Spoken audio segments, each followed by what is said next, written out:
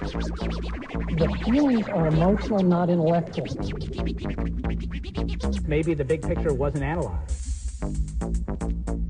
The feelings are emotional, not intellectual. The big picture wasn't analyzed.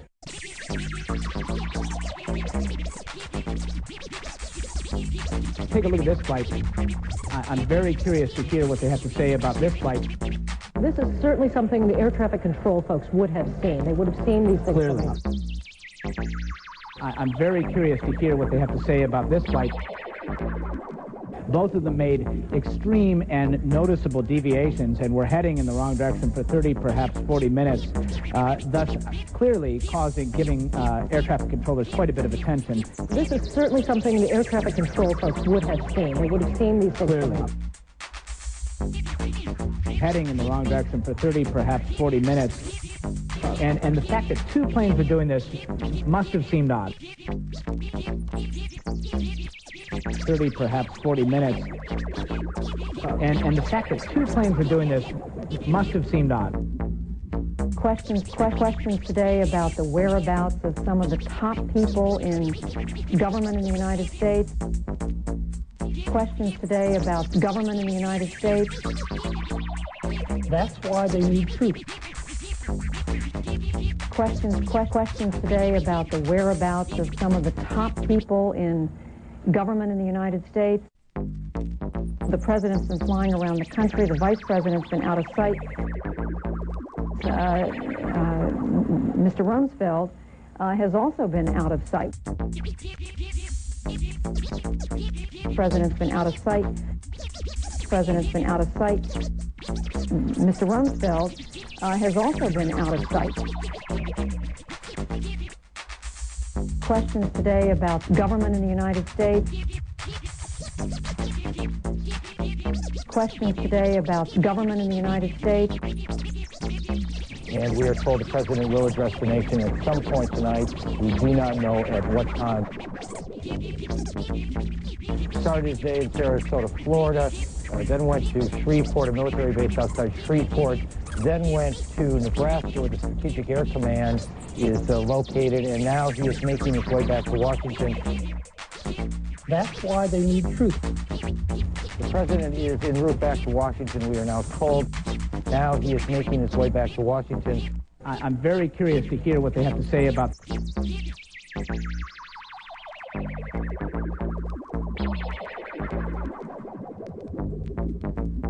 heading in the wrong direction for 30, perhaps 40 minutes. This is certainly something the air traffic control folks would have seen. They would have seen these things. Clearly. Heading in the wrong direction for 30, perhaps 40 minutes. This is certainly something the air traffic control folks would have seen. They would have seen these things. Clearly. Take a look at this flight. This flight. This flight. Take a look at this flight. This flight. I'm very curious to hear what they have to say about this flight. The feelings are emotional, not intellectual. Most people will try to drive this up into the head, but this is an emotional issue. Everyone sitting at this desk, I'm sure, is emotional. All the people we're talking to are emotional, and so are the children. If we try to make it a head thing rather than a heart thing, we miss the point. All right, welcome to Think or Be Eaten. And we have with us today three folks, all of whom you're familiar with. And that would be Andy Colvin, also, who's visited us on a regular, if not frequent basis, and that's Harriet from the great state, which has the most, what should I say, underhanded football coaches in the NCAA. Oh, salt. Take that. Salt. And also, and Cleveland being happy LeBron lost. And anyway, that has nothing to do with anything except Ohio. And then also we have Jim Kolsior down in Georgia. Jim is the one whose video Tuesday morning in September we've talked about to some extent, but there's an aspect of it we did not address.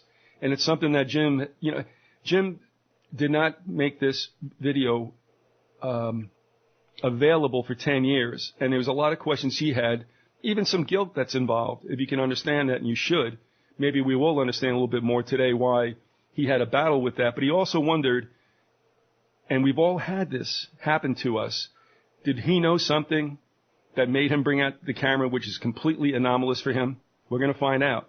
But first, I just want to say something before I throw it to Andy, because Andy was on the show years ago and recounted his friend's precognitive, I guess it was a dream, we'll find out, about the taking down of the towers. I'm only going to say this. I grew up in the shadow of those towers. When I was a sophomore in high school, I watched them being built from atop the Palisades in New Jersey.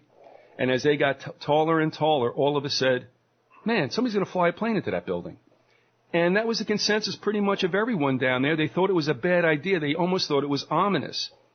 And there's a couple of books out there, one by an author who co-authored it with a gentleman whose name escapes me. His name is Jim Glantz. He was a reporter for the New York Times during that era.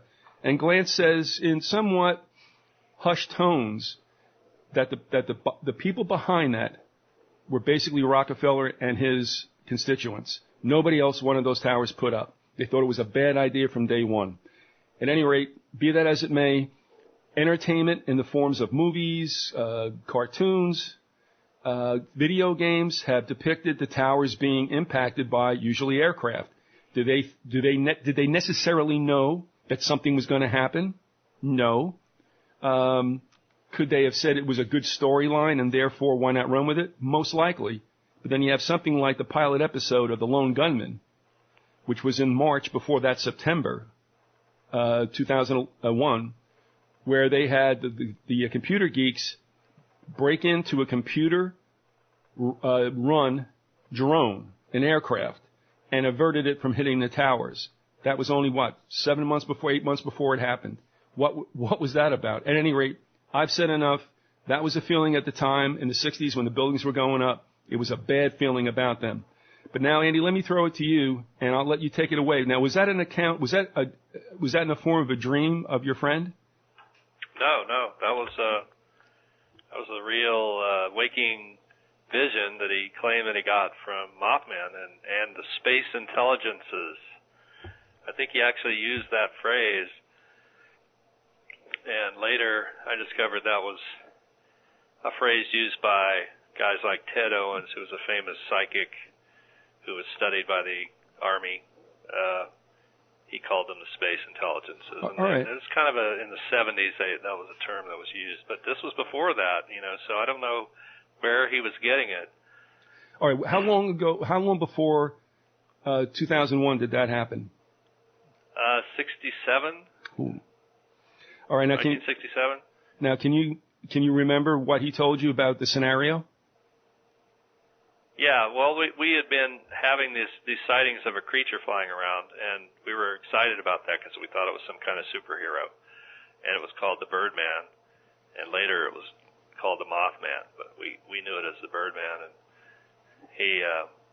we didn't have any reports in the paper that I know of too much of UFOs. It was mostly this flying creature, so him bringing in these craft and these space intelligences was new to me, so I was like, what are you talking about? But he was saying that there was some connection between the space intelligences and the UFOs and Mothman, what later became Mothman, and that the combination of these forces had given him visions about the future, that he could see his own life in the future, and that he would work for NASA, and which he ended up doing, and that he had seen this event in the year 2001, because we were always talking about, the life in the future. We were interested in space. He thought he was going to work at NASA, so he was always talking about rockets and stuff, and how we would be using jetpacks and all that. Well, let me ask you something. You guys were adolescents at this time, were you not? Yeah, we were 7. All right, you were even younger than that. And he articulated all this at age, say, 7, 8, 9. Yes, and because he was a genius. I mean, he got a 172 on the IQ test, which word got around, that he had such a big high score. And that's the only explanation I have for him being able to talk about it in those advanced terms, was that he was a genius. Now, were you all in grammar school in West Virginia at that time? Yes, we were going to Edna Dell, which was a school that had been formed when the previous school, Etna, had been burned down, probably by Charles Manson, who had lived there years before. And it's in this, and so Tommy lived right across the road from the place where the school had been burned down. And it's possible that that was either an old paranormal spot that drew to it a character like Manson to cause a problem like that, or it was that Manson did this horrible thing which caused some sort of, disturbance in the force that caused Mothman to be seen there by several people and different craft too. I saw it later there, 5, 6, 7 years later. Harriet, are you aware of this whole purlieu that he's talking about? Absolutely, because I hung out with both these guys. All right, so you all grew up in the same neighborhood more or less for a period of time. Okay. And our parents were also good friends, so we were around together a lot. It wasn't just in school. It was in after hours as well. And as you recounted, you had some interesting visits by the military, and Jim will be interested in this, by the Air Force in particular, who were measuring, I guess, something of your paranormal values. And you were a person of interest. Was this other individual also one of those individuals? He had moved by then because the mother, realizing that there were problems because they were asked to take him to see a psychiatrist and get an evaluation, they ended up, the family moved to North Carolina before that actually happened, when we went to Grandview, which was a different school. Because that would have been 5th grade year when we were 10. He moved when we were about 8 and a half, 9. Yeah, it sounds to me, and maybe it's just the luck of the draw, I don't know, that, I look back to my grammar school years, and I certainly wasn't anything except in trouble, so I don't know who did what testing on whom, but I don't think anybody really, as far as I can remember, was all that gifted or astute or whatever.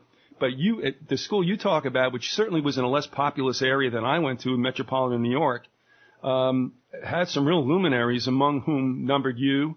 It wasn't just one or two. There were several. And Andy didn't remember this as much as I did, but we were constantly being pulled out of class and tested. From the time I was in, I actually ended up skipping a grade. But I was constantly being tested from the 2nd grade on.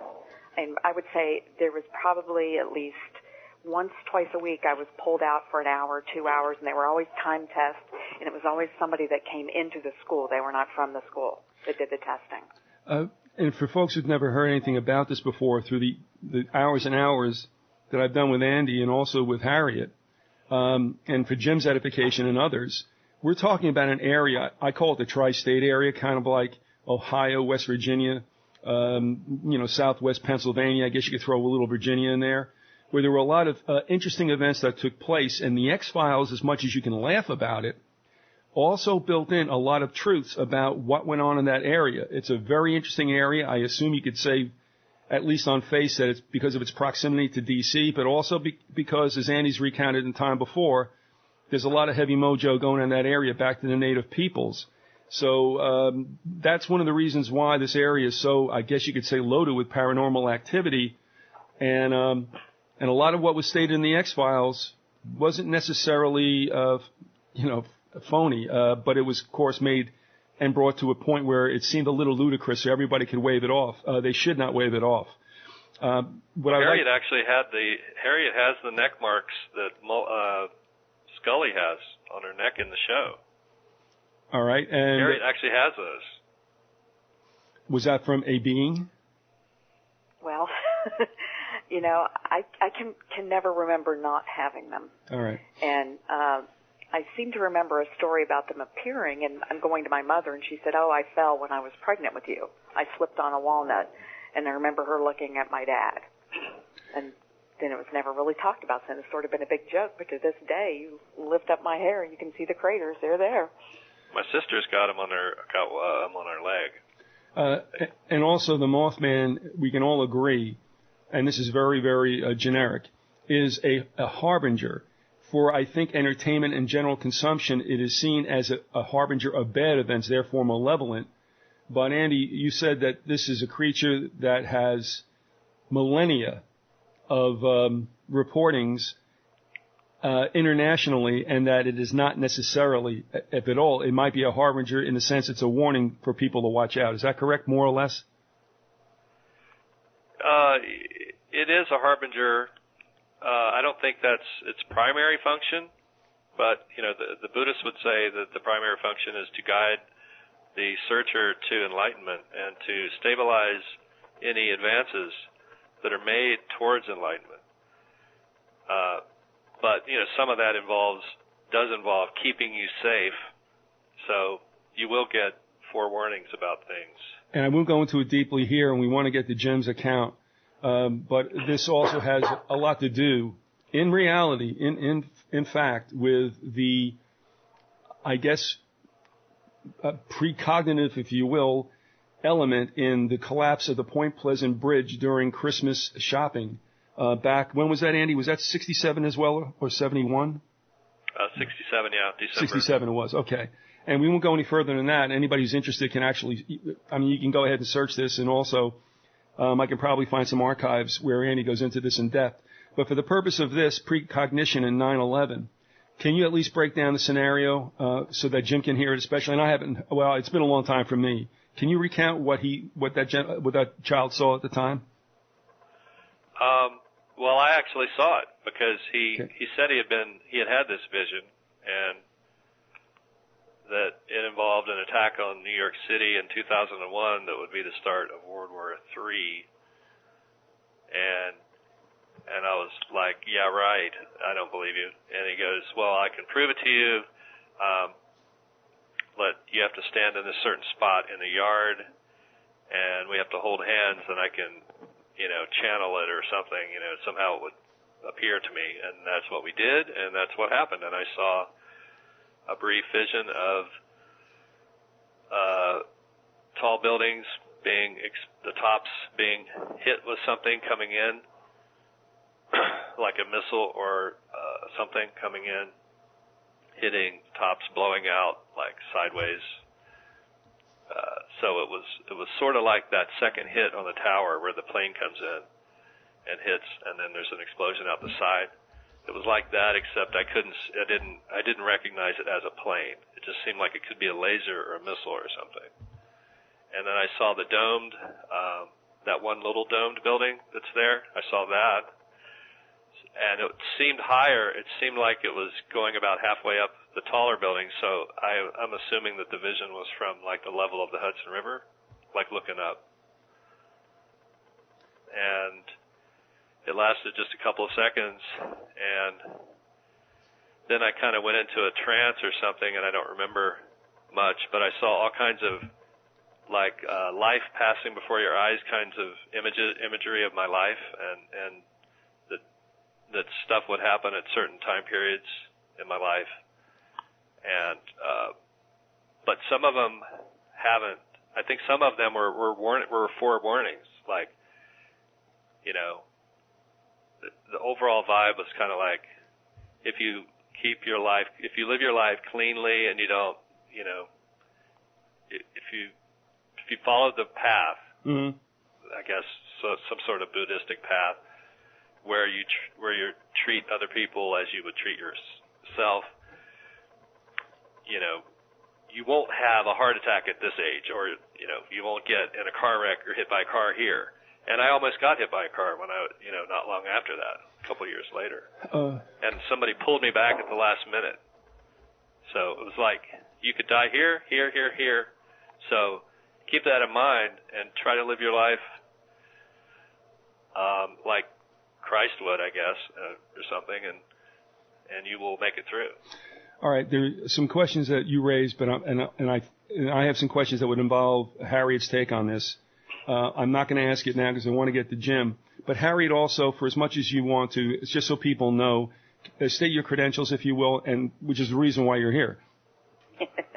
Well, basically that I was involved in this phenomenon with Andy as a child, and from this time on and from that stage of my life, I've had unusual psychic ability, and hasn't always been a good thing. Sometimes Mm-hmm. it's been a kind of a scary thing, but basically we've kind of traced it back to this beginning when all of this phenomenon started. back in the 60s. And we asked Harriet to come on so that Jim, who's been bothered by this element, in the sense of wanting to just, I guess perhaps if he can speak it, he can release it, because it's one of the consternations that he's had since, again, he was put in a situation he did not ask to be placed in, and that is in proximity right across the river, directly across the river from the trade towers as both were impacted. And his video, Tuesday Morning in September, is the longest running footage I have ever seen of what took place at the Trade Center complex. And what's also interesting is that Jim makes commentaries. I mean, he actually did kind of a play-by-play, if you'll allow me to use those terms, as things were happening, but outside of what mainstream media started to report what was going on as he was looking at it, his feelings, his statements about what he thought might happen, you'll never hear that again. And you'll never see footage as long-running as what took place and as dramatic as what he captured. I will say this, and then I'm going to throw it to you, Jim. Something else that's very interesting, and we can table this for later. But I had a gentleman on who was a fiction writer. I wouldn't call him a graphic novelist, kind of like that, but a little bit more cerebral. His name is Matt Ruff. I don't know if that means anything to you, Andy. Does it? Do you remember him at all? Matt Ruff? Yeah. No. Okay, it's all right. But Matt Ruff wrote a book called, let me see, Public. I've got it here. Okay, he wrote, hang with me. Is it R-U-O-F-F? No, it's R-U-F-F. He wrote Sewer, Gas, and Electric, the Public Works Trilogy, in 1997. It's very funny. It's wild. It's really good stuff. And I don't even know if they could capture it in a movie. I certainly hope they can. But on the original cover of his book, there were a couple of scenes that they depicted graphically on the front cover. One of them was a flying saucer impacting the towers. So what happened was, after, well, when 9/11/2001 occurred, any publication of the book after that had that taken off.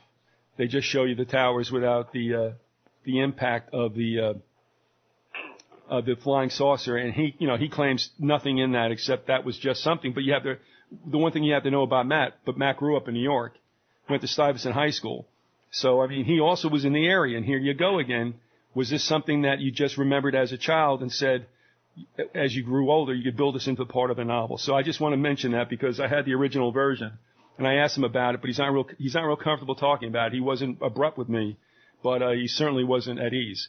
All right, having said that now, Jim Kolsior, you were in an apartment building in the Jersey City Heights, directly across from the towers. You were convalescing from back surgery. And what did you do that day that you were normally given to do? Well, thank you, Keith. And, what did I do that day? I'd been up for 2 days prior to that morning. A lot had to do with chronic pain. Anyone that suffers from chronic pain knows that it can, it's hard to sleep. You know, you can have those times where it's just impossible to sleep. And the night before that day, I got hold of my camcorder, and that thing didn't separate from my body overnight, and then I had it in the morning. Now, you went, this sounds kind of crazy, but I'm kidding with you. You went to bed with it? And, I was up all night. So I was outside. I walked around. There was a port tent, if I can say that. There was a guy that was taking his pet, a pit bull, and had it over his head and was slamming it down on the pavement nearby, just a block away from where I lived. I saw this the night before. I never thought anything. I mean, look, the guy, I didn't know if he was packing a weapon or what. I mean, I wanted to do something. I wanted to intercede. I couldn't do anything. Anyway, that happened the night before, and I even captured that morning, the sun rising there behind the towers and behind the whole cityscape. And I had to tape over that footage when I started taping, into the account. So you're saying that the night before, that would be the night of September 8th into September 9th, obviously you were sleep deprived. You're not in a very good mood. You go outside and you see something like that, which, let's face it, it's upsetting. It's a living thing. I mean, I wouldn't want to body slam a pit bull for anything in the world. But anybody who would do that, I also wouldn't want to mess with them. So, but you had that unfortunate experience. So you were out there with the camcorder. So you come home, and were you just hoping to go to sleep at some time, just out of sheer exhaustion? Keith, it was the last thing that I even thought about. I could not sleep. It was just impossible. The manic state that I was in, it's, I don't, I've had that happen a couple other times because of pain, but, it's just happened a couple of times. All right, let me ask you this. Were you taking Percocet or Percodan? No. Were you taking any kind of painkillers? Just at that time, it would have been something, to buy, or, probably either something like Tylenol or Advil. At that time, I wasn't taking anything. Okay, prescription or anything heavy duty? No, I don't think so. No. Let me hold you right there. Harriet, this is what I want to know, and excuse me, but I would like to Harriet to address some things. I don't want this to get away. You understand the situation that Jim's in. He's sleep deprived across maybe 2 days. He's irritable. Does that put somebody in a state where they might be open? I mean, we all know at sometimes you can hallucinate when you start to get too tired, etc. But and I don't know, you're going to tell me, is the state he's in make him any more aware or receptive that something is going to happen? Absolutely, in my experience. Absolutely. Because I've been an insomniac since I was basically 5 years old, and I've got to tell you that the most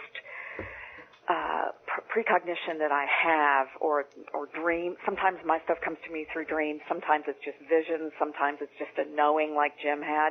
It comes to me when I'm mainly sleep deprived. Can you explain neurally, without getting crazy about it, without getting mechanical about it, even if you're exhausted, does that somehow, some way make your neural system, if I'm speaking about that correctly, I don't know which one it would be, your receptors, does that make it even more open rather than dulled, perhaps? Well, what it does, in my opinion, and this is my field, is it opens the subconscious. It puts that conscious mind that we normally function on in our day-to-day world aside and opens up the subconscious, which is, when you think about an iceberg, 90% of it's below water. Well, that's your subconscious compared to the conscious mind you use, 10% all day long. So you're opening up that part, which is connected to the universal mind that's going to let all things that are connected enter in. So. Okay, then, yeah. Now I erroneously said, or asked Andy, if his friend, if that were in sleep, it was not. But his friend is also, there's another whole something going on there. And that's part of the reason that child was asked, or the teachers asked that the parents to take the child to a psychiatrist, because he was chronically sleep deprived. Chronically. All right. Now, really what that means to me, in a sense, is that you're basically kind of sleepwalking in a way. Yes. Because when we were children, and I'm not going to ask this now, but when we were children, usually, and I haven't had many events later on, but whatever I had, what I thought I had precog of, or some kind of warning, if you will, in quotations, usually was through sleep. Mm-hmm. So Jim, in the situation he is in, he's alive and he's walking, but he's starting to head to that situation. Yeah. Regardless, because the body's saying, okay, enough is enough. All right, now, Jim, okay, you're back home. The incident outside has taken place. Can you fix it at what time that was? At what time the incident with the dog and the... No, or you get back in the house, let's say, after the incident. Yeah, what time do you return to the house? 11 p.m. All right. Now, when you go back, are you in a room that's dark and you're just sitting there hoping that sleep will overtake you? Keith, I was, my mind was teeming with a lot that was going on. At that time, as I told you before, Keith, we discussed this. My wife had, picked up her roots, came up there with me. We'd been up there all those years. I was, pursuing an acting career, and the surgeries took me out of it, and I was just, a lot of thoughts were about what the heck am I going to do now? You know what I'm saying? I'm disabled now. These things are, you know what I'm saying? Mm-hmm. That's what was on my mind that night. I do remember. Yeah. All right. Now, because of perhaps all this going on, but shall we say a galvanizing point being the unfortunate incident you saw outside, which, let's face it, it's just, doesn't have to be another human being. It's a living thing, and something bad is going on. Now, I always say this, so I'm just going to throw it off to you. There are times I said to my wife, and this is borrowing from the old song by Creedence, and that is, I feel a bad mood on the rise. Was that the kind of mentality you might have been? No, Keith. I got close though, didn't I, Jim? Well, I didn't. No, come on, I'm kidding. Go ahead. No.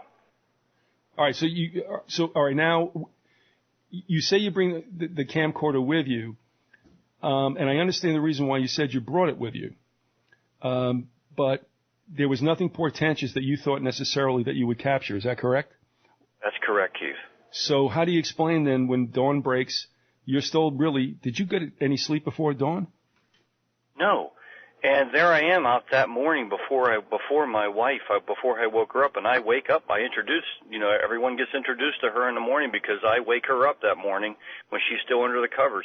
But I'm out there even taping, the cityscape, before I woke her up. All right, and now I remember the old footage, the raw footage, and that's certainly what you did. In fact, you caught something that was dear to my heart since I'm not there anymore. But it was a still as yet just waking city, the first of the commuters hitting the highways. You've got a fog-enshrouded New York harbor with the lady holding up her Illuminati torch. And then it stops for a while, and then you go down to see your neighbors with whom you are friends. And at this point, you're kind of jocular, so why don't you just set that up? I mean, your wife has gone off to Manhattan to work, which is another key element in this. And all of a sudden, you're knocking on your friend's door, filming the making of an omelet. So why don't you set that up for us? I mean, had you returned to better spirits because everybody was around and you had some company? That's why I was thinking about this today. I've thought about it through, over the years at different times. But, that me introducing Hussein, an Iranian-American Sunni Muslim, and Shiva, he's from India, and practices, he's a Hindu. And me introducing those friends of mine, I think, look, I think this is, please forgive me. It's hard to be, I want to be humble about this, but there's much more here than just, I think much more, as you know, Keith, with that than just me. If that makes any sense, yeah. It's hard for me to convey it without just coming out and say that this could be, this video account could be serve a much higher purpose than just to reflect upon that day. All right. I mean, I introduced them. It is jocular. We're having breakfast. We're joking around with one another. You get to know them in a few moments there. That we're friends. You know that right away. Well, here's some. I walk down there. His door is wide open. That's the kind of friendship we have. We just come and go into one another's place. He didn't do that all the time with me. My wife didn't like that, but I would go down there and just walk right in. We were that good. We were that close. Yeah. Now, this is important for another reason. But talk about people's reactions to what was going on. How many gentlemen were living in that apartment? Well, at that time, it would have just been Hussein. Later, his cousin moved in with him, but it was just him at that time. All right. And he's the one that's making the omelet, right? Yes.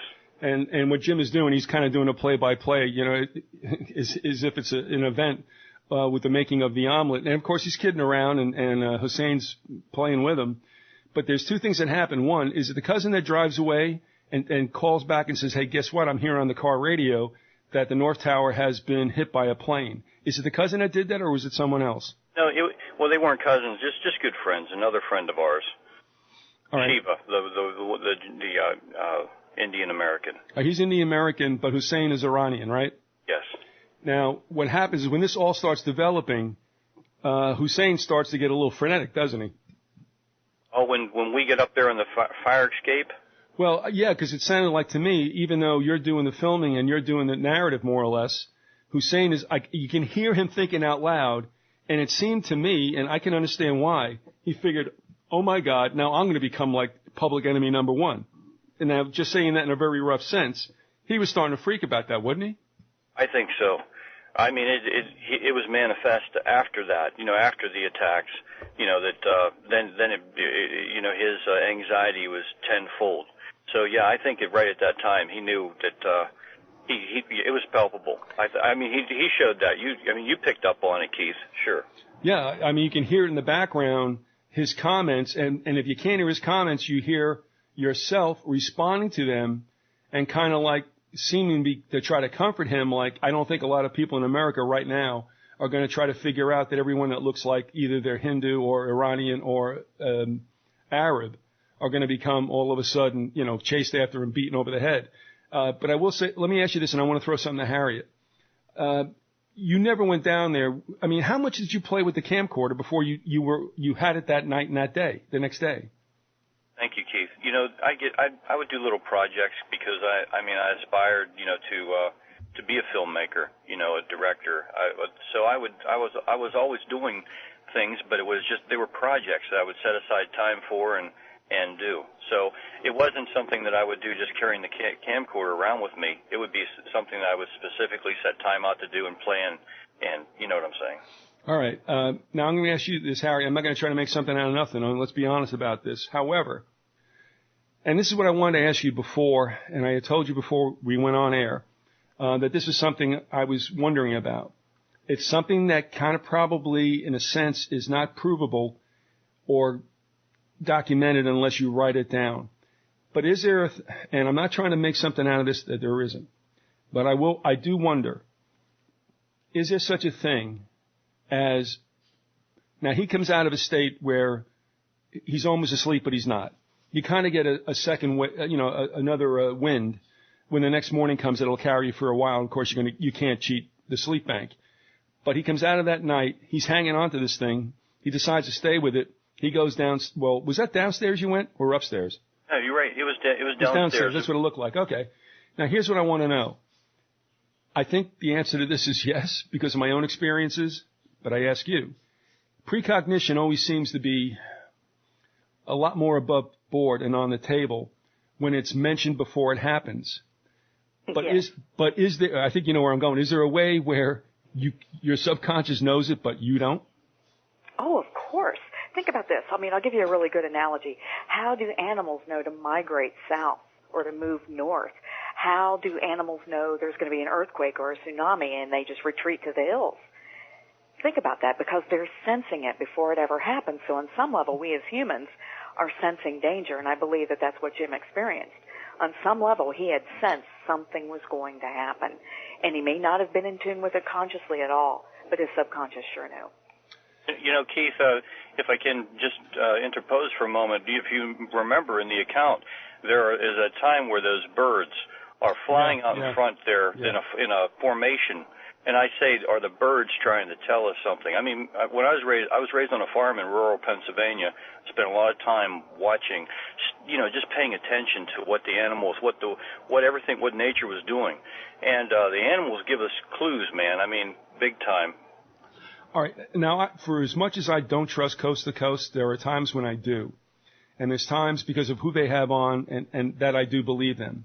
Harriet or Andy, or both of you, are you aware at all of those random, they're in Princeton, there's some kind of random numerical machines or something like that? Are any of you familiar with that?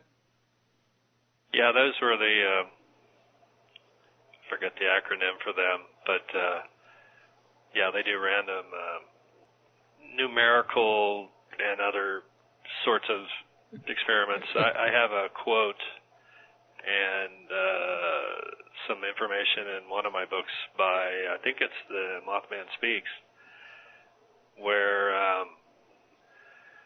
Dean Radine talks about the various precognitions that were occurring before 911. Right. That were showing up on his online. He has millions of people coming online to do these little tests, word tests, and he was finding all these, that the words associated with the attacks were showing up heavily in the week prior, right. And it was the probability of that happening randomly was like 1 in so many billion. But he said there was just a real drop off in the 24-hour period surrounding the event, which was really odd too. It was almost like some signal was being sent out to dampen people's precognitive abilities, which you think of HAARP and you think maybe they were pumping something out. But hold it right there. I don't want to lose this thought. Just what you said. and again, I'm not trying to make something out of nothing, but how you said that the statistics or the information went, that there was a peak point at the night before, more or less. Is that correct? Yes. And then it went kind of downhill or dormant. But but you see, what I'm wondering about with Jim is if that's the same thing that happened to him. He might have been at a point where he understood something malevolent or not good, hence the situation with the animal, and then he just bottoms out. Now, Andy, if you're going to go further with that, please just hold that spot in your mind because I'm coming back to you. Harriet, again, given that what Andy and I are talking about, are you familiar where we're going with this? Oh, yeah. Harriet, okay. So it seemed that the whole world, whatever these machines are that measure this, the whole world kind of got set, and I'm going to use just core statements, got agitated, and it peaked. I don't know what happened afterward, but given what Andy said about it, then there was kind of a plateau moment. It's almost like what we would call the hush before the, you know what I mean? The calm before the storm, of course. Now, again, I'm not trying to make more out of this, but I do feel it's very interesting, and Jim doesn't even know what he's involved in, and I don't either. So let me ask you, what Andy had stated, and we can say that as his fact as far as what's going out there in the collective consciousness, do you think that Jim might have been part of that? Oh, I don't think there's any doubt about that. And I would think that most, I believe all people have the ability. It's just whether or not we pay attention to it, we honor it. It becomes stronger when we honor it. And I think that when you're in that state that he was in, you're actually more receptive to it because the conscious mind isn't arguing with it and trying to rationalize it. You just go do it. Didn't you predict, Harriet, that the towers were going to fall before they fell? Oh, yeah, the actual collapse. After they got hit, yeah. But I was telling him about my mother, who claims not to be psychic but is very psychic. She had dreams for a period of a couple months that in some huge city, these two towers were going to fall because planes had hit them. There'd be all types of death and destruction. And then I talked to her on Sunday before this happened on Tuesday. She goes, "Oh, I had that damn dream again." And then, good Lord, on Tuesday, it was just unbelievable. But then you said after the plane got hit, the buildings got hit, they're both going to come down, right? Which had never happened before in history. No, a steel building coming down, right? So where did that come from? I just had the flash, Yeah. Which a lot of my precognition is flash. I don't know if Jim experiences that now, but it just happens in a flash. I see it, and all right. it seems to happen. Before I go to Jim about the flash, just hold out for a second, Jim. Andy, I did stop you. I don't know if you want to continue at the thought. I appreciate you letting me cut in there, but I mean, did you want to finish something off? I didn't let you. Not about the testing. I mean but I would just say that there were different artists and several people that I know. And one of the things I do in my books is I try to bring those up, recount those situations where someone had dreams about the event before it happened, told some people, something verifiable, and there's also some artwork that a couple of my friends did that were really, without showing the towers being hit by flying saucer or something, they were very close to that same idea. One in fact had to be withdrawn from publication on the very day. Jim Woodring had submitted this drawing that showed a plane crashing into a fat cat. Moneyed fat cat guy. Got it.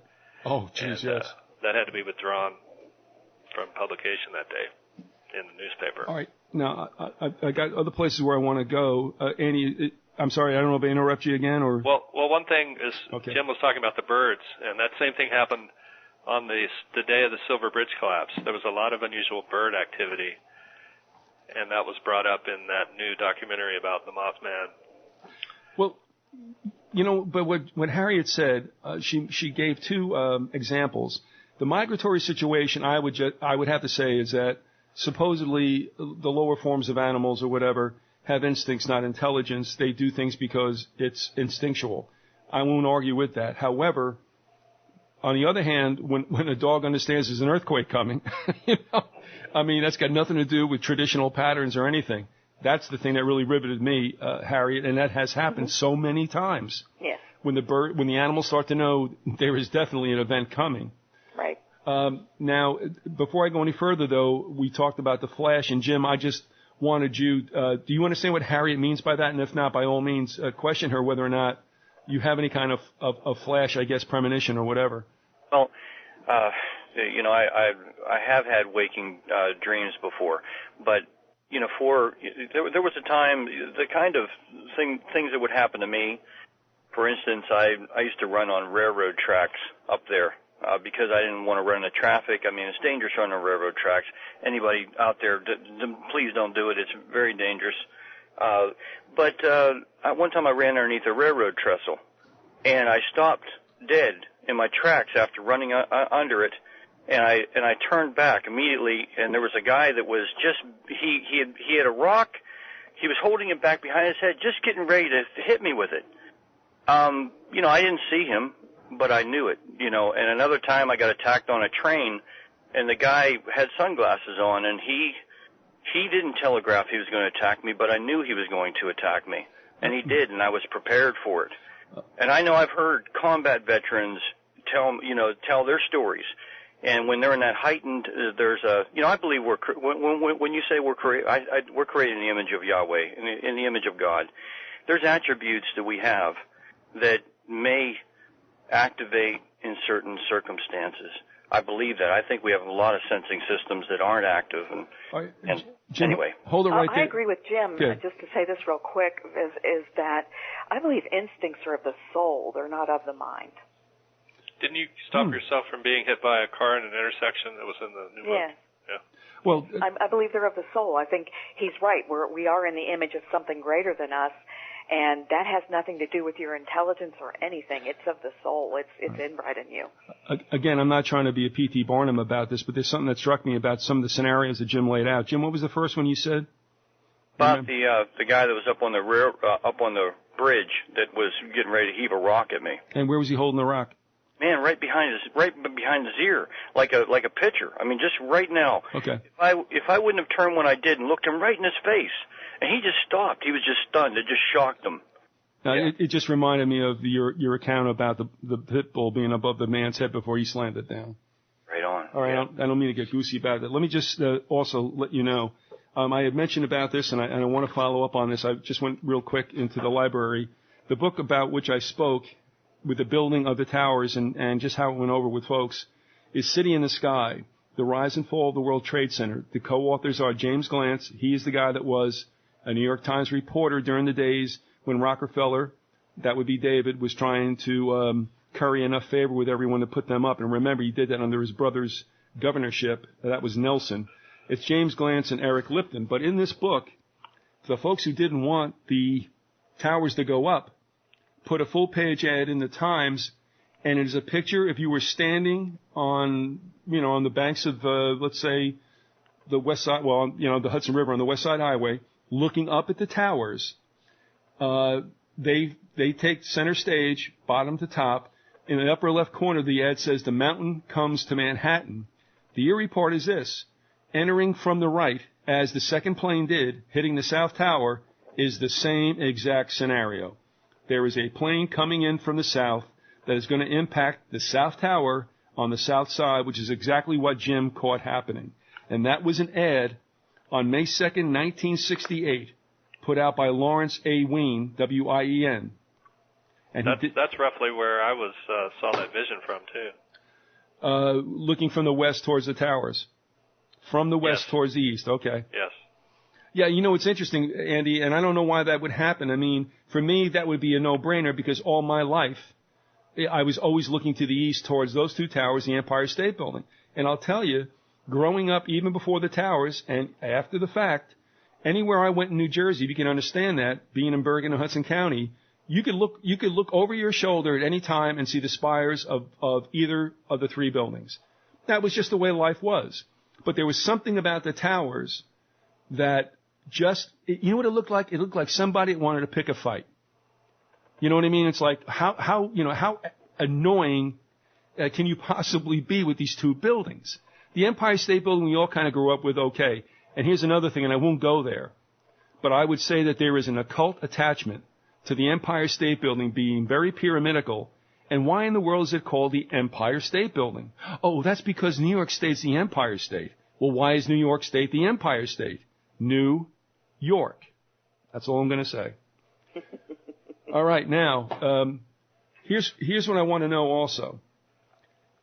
I had asked Andy, and I had forgotten from our first conversations, what he's so used to because my brains are obviously sliding out my ears, that the report that the child gave was not because of anything he dreamt.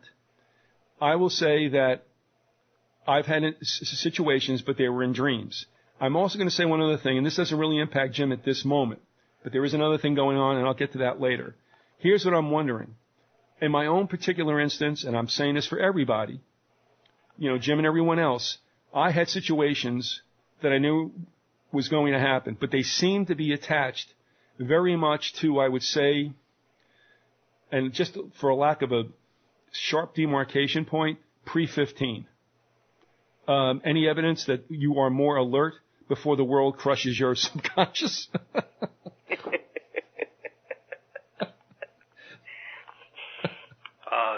Is that a question for me? Of course not. It's for Harriet. Well, let's put it this way. All I can tell you by the literally thousands of people that I've witnessed, that I've had in hypnosis, that have had tremendous breakthroughs, they tend to become incredibly receptive, and where that information comes from, I guess, is a matter of debate. But yes, there does seem to be some evidence to that.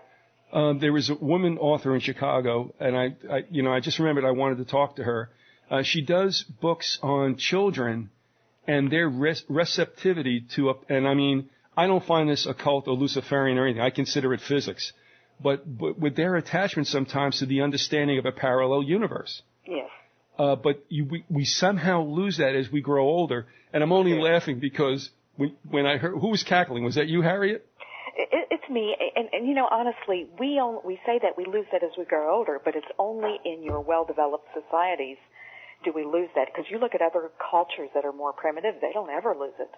And if you've ever been out traveling in the world, like the places I've been, Brazil, Peru, whatever, you see those people are very much have a foot in both worlds. But what happened? I mean, I don't want to go too far afield, so Jim, hang with us, but what I feel happens is this. When you're out in a rural situation, let's call it rural, you can call it underdeveloped, whatever you want. Sure. It is media, information, and noise that suddenly just competes for your brain, and your brain, you give up. But people that are away from that can develop. It's the noise that separates us. I mean, what does everybody say? You know, people in the cities and stuff, they lose touch with the earth. Of course they do. Yeah. I totally agree with that statement. Totally. Yeah. So, I mean, but I had to laugh because when I was saying about before, you know, life stops you, but I don't watch The Simpsons much, but there was one thing that made me howl, and it could never get better than that. When his son is talking, I forget what the kid's name is. He's talking about, he goes, my dreams. And Homer goes, oh, dreams, that's what I had before life crushed me. Well, Harriet's cousin probably wrote that one. He wrote for The Simpsons. Yeah. And you know, and I'm starting to riff here, and I don't mean it, and I'll get right back to it, but there's one last thing I want to say. It's funny because I wrote a poem when I was a kid, and it said, the shame as we grow old, our bodies trap our souls, turning spring to what is it, spring? Turning dew to frost and found to lost. Anyway, but I had this idea that our bodies trap our souls, and I think that's really what happens. Yeah. Yes. You know, me being raised in the country, you know, on a horse farm, 85 acres to run around, you know, by myself. My best friend was my dog. I mean, you can't go wrong there. Going from that, you know, and then moving into that environment, you know, where Jersey City is one of the most densely populated areas in the country, and Manhattan, Queens lived in Manhattan. That whole time I was there, even though I'm practicing all these techniques for public solitude for an acting career, look, man, I was never was I relaxed. I'd say, I don't know, man, I was always, you know, because I was not familiar. I never got familiar. 12 years we lived there. I never was got familiar or comfortable. No. Living there. So I think my sense, I would have to actually, I became quite an introvert because of that. You know, I would spend most of my time, you know, studying, you know, and I wouldn't be out there. Does that make any sense? I mean, I think that could have been conducive to a lot of that. Well, I think so too, Jim, if you don't mind me saying. The fact that you were an actor, this is why a lot of actors, singers, poets tend to have these visions and seem to be what they call airy-fairy or whatever, is because you actually are in a state of hypnosis and you go into the subconscious mind to play another role. You step outside yourself and take on an identity that is outside of you. So you are used to that state as an actor anyway. So not only did you do it spontaneously, you actually did it for a living. And do you know what I speak of? How you just have to step and live as if you are that other person. Exactly. You have to step out. Yeah, in a sense, you could go into that state more naturally than most people could. I also want to mention that, and I'll put this link up with this audio, because I wondered if we captured it, and thanks to Angie, we did.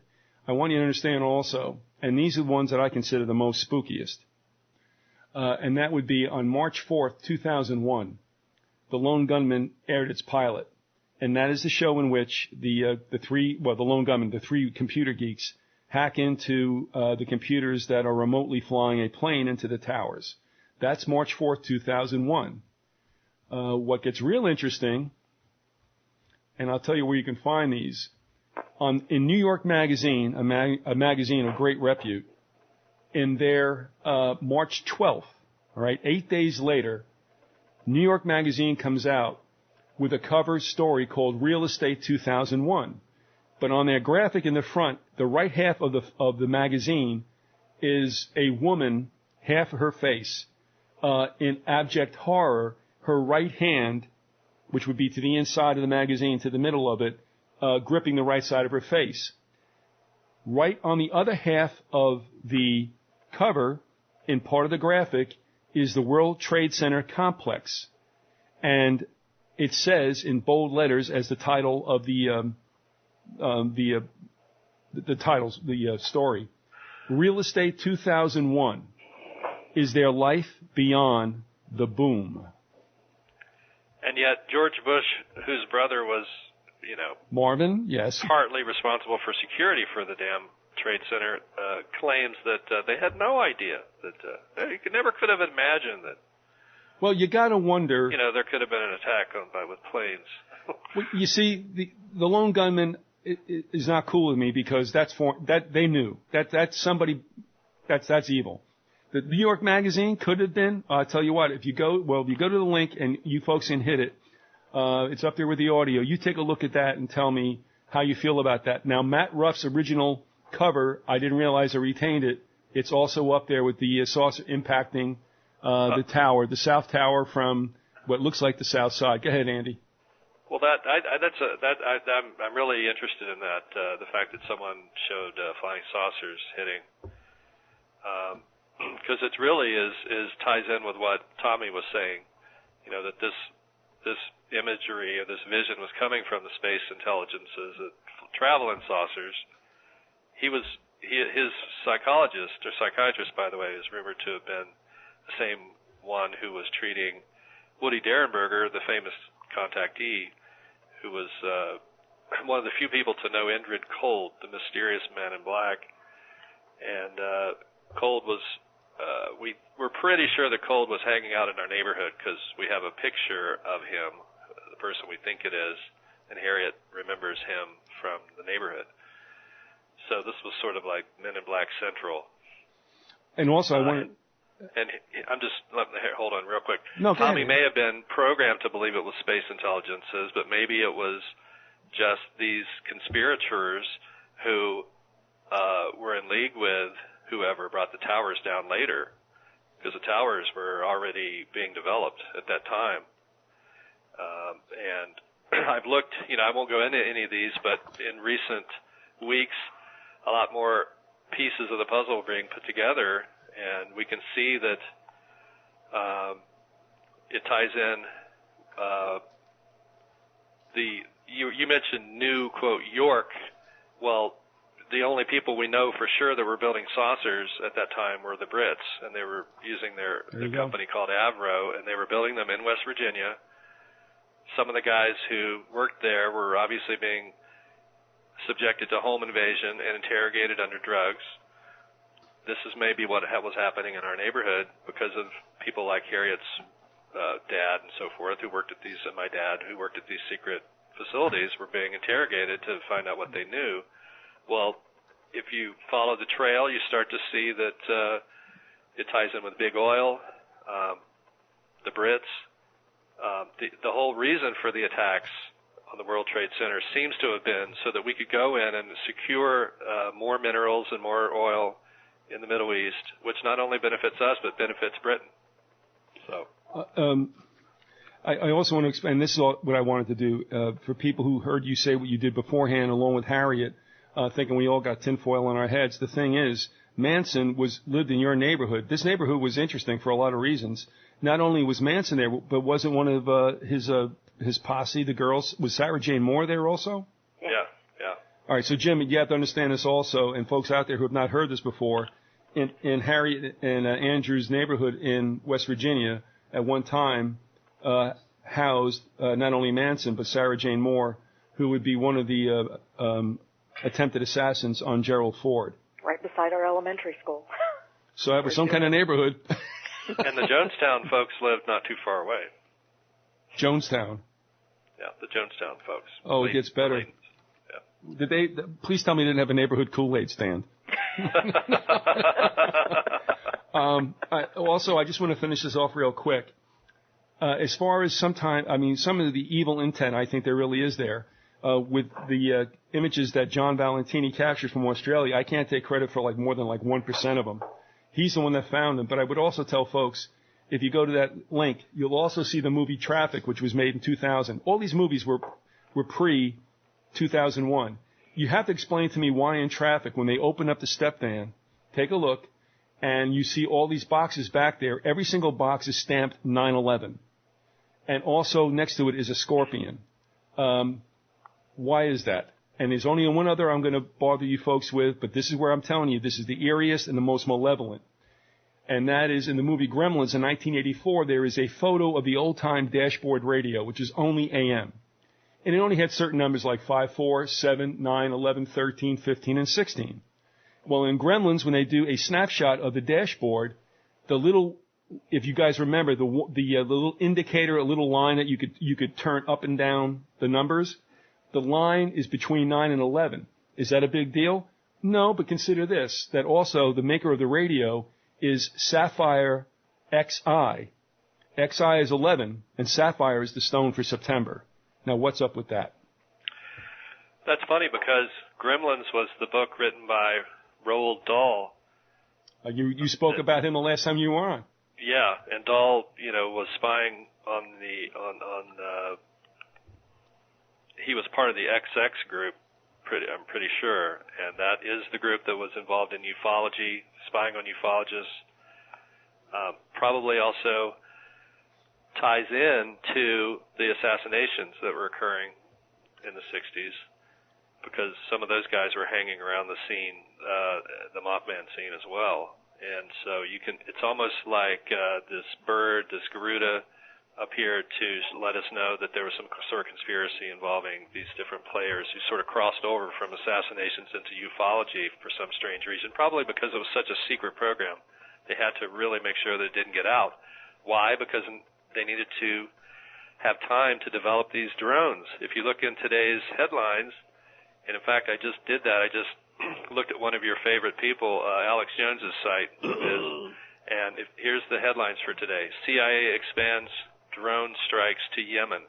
So even if Jones is a disinformation plant, you can still get something from the sorts of messages that they're sending out. The other headlines are: missing Iraq money may have been stolen. Bilderberg plan to save Eurozone in tatters. FBI power to snoop expanded. NATO bombs civilians. Cynthia McKinney reports from Tripoli. So this technology that was this drone technology probably being developed by the same people that own the towers or put them up, is now being used against people in the Middle East as a result of the tower strikes. Let me throw it to Jim. Jim, when you were in the service, were you in the Air Force? Yes, Keith. Were you ever in Wright-Patterson? No, I've never been there. Okay. No, because also, I don't know why it is, and maybe you can tell us, or somebody can tell us. Am I right and wrong, Harriet and Andrew, by asking you, was it not the Air Force that seemed to be the military most involved with their presence in your school? Yes, Air Force. Andrew, do you agree with that? I mean, do you remember? Yes. All right. And I would also say that Offutt Air Force Base, where the 911, everybody went on 911, Buffett and Bush and all those guys That's from correct. the World Trade Center, that is the base out of which Fred Crisman operated. Crisman was heavily involved in not only the JFK assassination, setting up alternative patsies to Oswald, but he was also involved in ufology and came to our neighborhood to investigate Woody Derenberger, the contactee I mentioned earlier. Well, I think everybody would agree that Wright-Patterson Air Force Base is probably the most interesting Air Force base east of the Mississippi. A lot of interesting stuff's gone on there.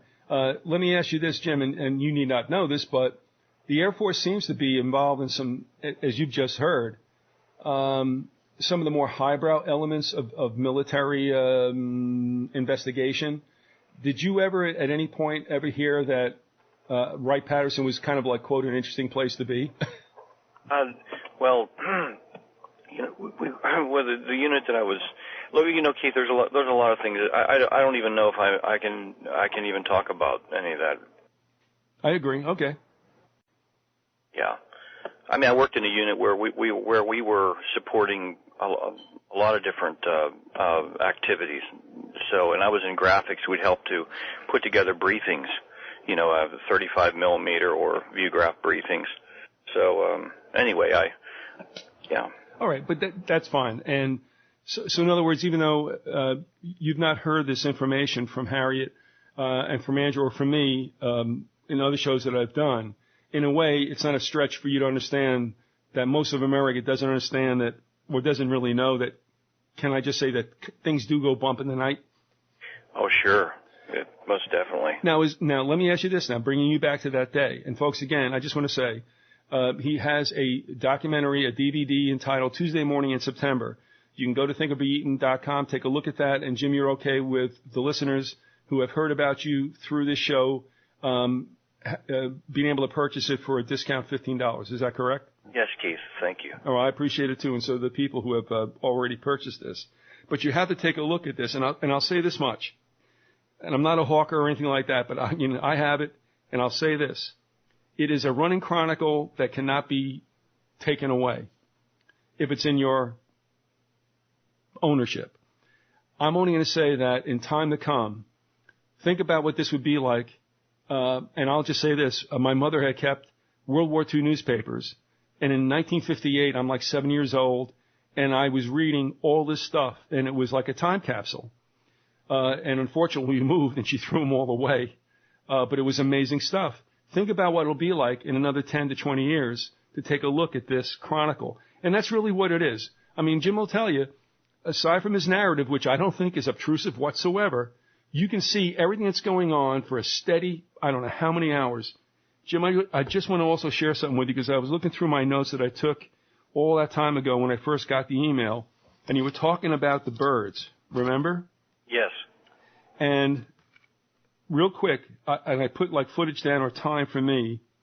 At 37:30, you said, it's obvious what's going on. And then you pan down from the towers onto the Jersey Shore, and you pan to a cemetery.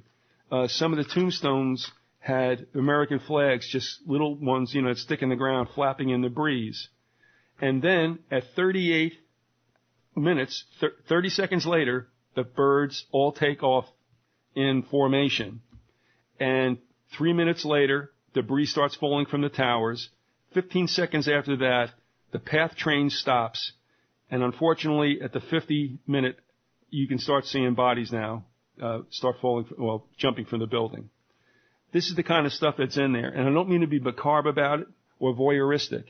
But you see what's happening is, what Jim did is he was filming what was going on in New York, and people in New Jersey were oblivious to it. But then you start to see, as time goes on, more and more of New Jersey starts to understand what's going on. The PATH train stops. The traffic into the Holland Tunnel stops. And now you start to see the event resonate out like as if you throw a rock into water. it goes out in concentric circles, and that's what happened that day. It's incredible. But here's where I want to go with this. Harriet had said to you about what you might have been more alert to because of being an actor and doing the things you've done. Now, you start to make comments as you're watching through the lens of the camcorder what's going on. You are not plugged in to a mainstream running account, which is priceless because they can't affect what you've seen. And I'm not going to go anywhere about what really happened and what you saw, but you started reeling off things. And I'm not so sure that was precognitive. I'm not quite, I really don't know where that's at. But you start to run with this thing, and do you know why you even did it, or were you not in control of your tongue at that time? I think I was just in a state of flow, that's what I think it was. As I'm taping it, as you know, every main when the plane, the second tower is struck, you see me there focused on the towers, and then I pull back just to catch that plane coming in nearly 7 seconds. But you didn't know you did. No, there was nothing. I was not, I just, and as well when both of them collapsed, you see that, Keith, I'm all over the place with that camera, and I come right back in on those towers each time literally right then when they collapsed or go down, right. And Harriet, maybe it's a luck of the draw. Maybe it's just the way it is. I have to admit, I saw it, and he pulls back at certain times. It doesn't really, you don't know why. He's thinking that something else is going to happen. But I also have to add this, Harriet, too. He has his wife that's working in the shadow of the Empire State Building. Now, nobody knows when these attacks are going to end or how many there's going to be. So he's thinking the two towers and the Empire State Building are like bowling balls sitting up there for a 7-11 split, a 7-10 split, and somebody's going to nail them. So he's a little freaked out and wants to get his wife out of there. But I have to admit, he pulled back, and he didn't know why. And all of a sudden, you hear it before you see it, and in comes the plane from, which would be screen right or from the south, and it comes right in and impacts the building. Now, all I'm going to ask you this. You made certain statements where you find, because of his background and his talents, that he might be more attuned than some others for some kind of extrasensory perception, if I got that right. Yes. And now, pulling back could have been luck of the draw.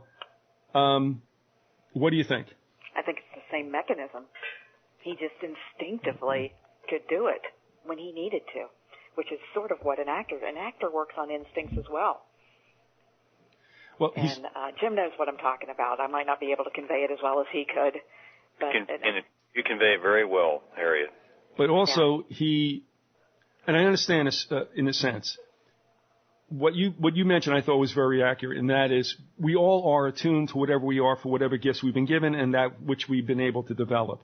Now, he's a guy, and I'll state why that means something maybe later, but he was in the military, kind of a rough and tumble guy, knows to watch his back, as he mentioned, and now he's now involved in something he was not really prepared for, just as he wasn't for the dog being thrown down or the rock being off. Now you're in something. Now he's also got a very deep interest, obviously. His wife is over there, and from all he should know, and he's right, could be in harm's way. There's a time also, isn't it? I don't know, Harriet, is this reason why some people become lunch and some people survive?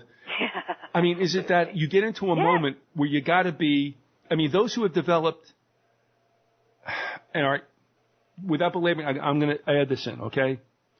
Now, I had a very extensive ball playing career, all right? And the positions I played, usually they come out number 2 as far as awareness, and that is, perception, view, reaction, all this stuff. God gave it to me. I'm not taking credit for it. But I find that, and I think that's what Jim is saying too, you get into this very heightened awareness, and then, like in a game like football or hockey, it's violent, so it's, eat or be eaten.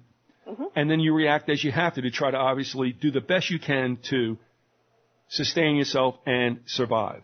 And I think Jim went through that. All right, go ahead. I'm sorry. If you think about it, as animals, as creatures on this planet, whether you're animal or human, our strongest sense is of survival.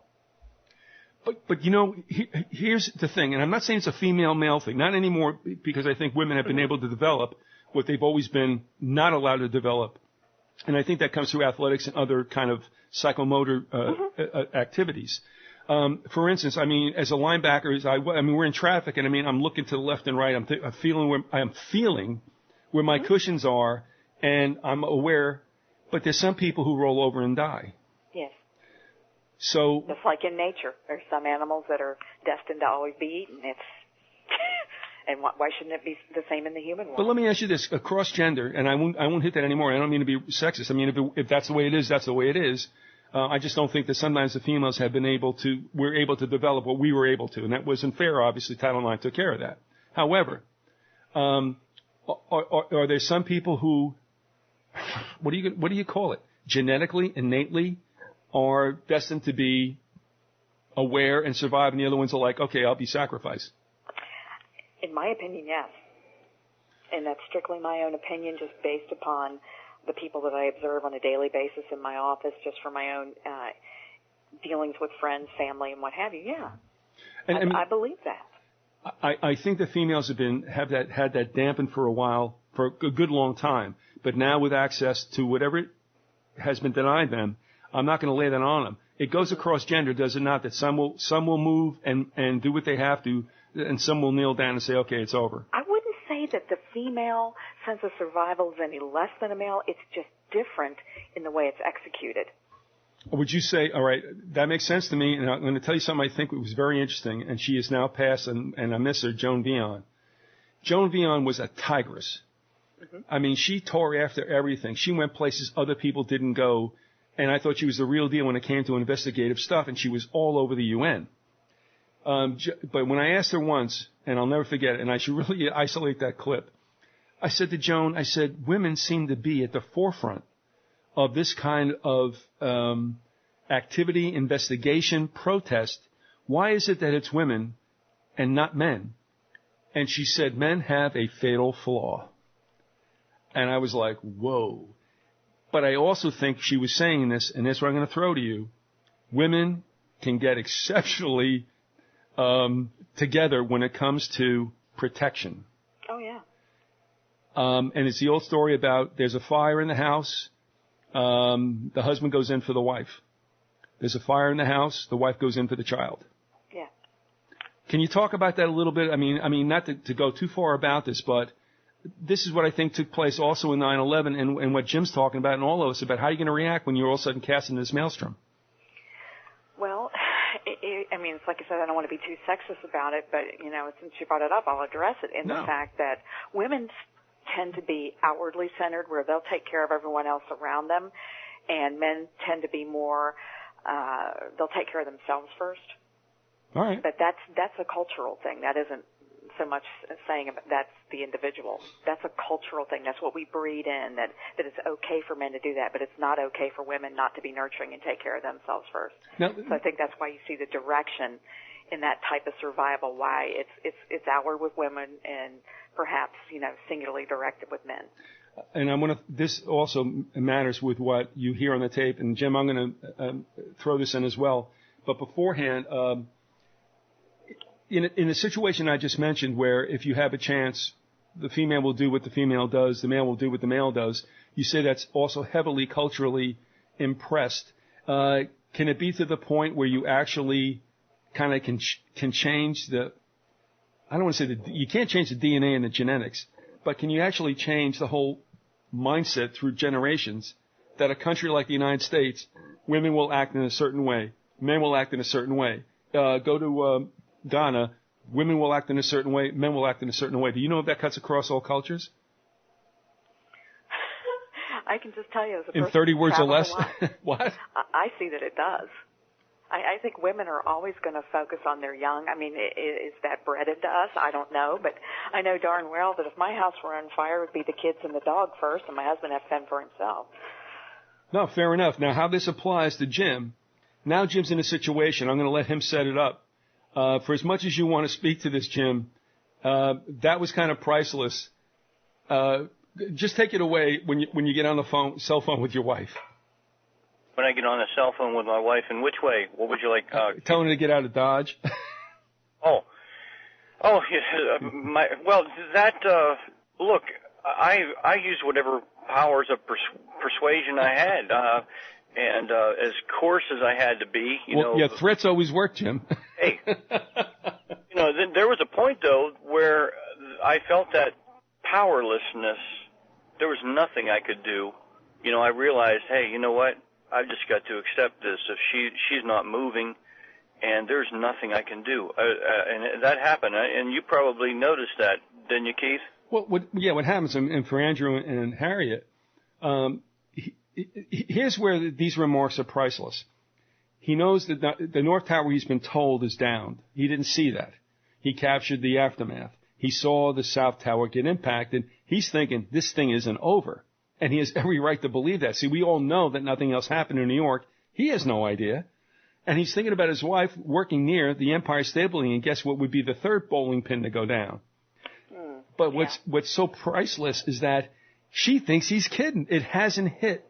I mean, whoever has radios on in offices, it's really tough sometimes because, you know, the signal won't get through. If you're not streaming on your computer, which a lot of offices will not allow, you don't know what's going on outside. And she didn't, did she, Jim?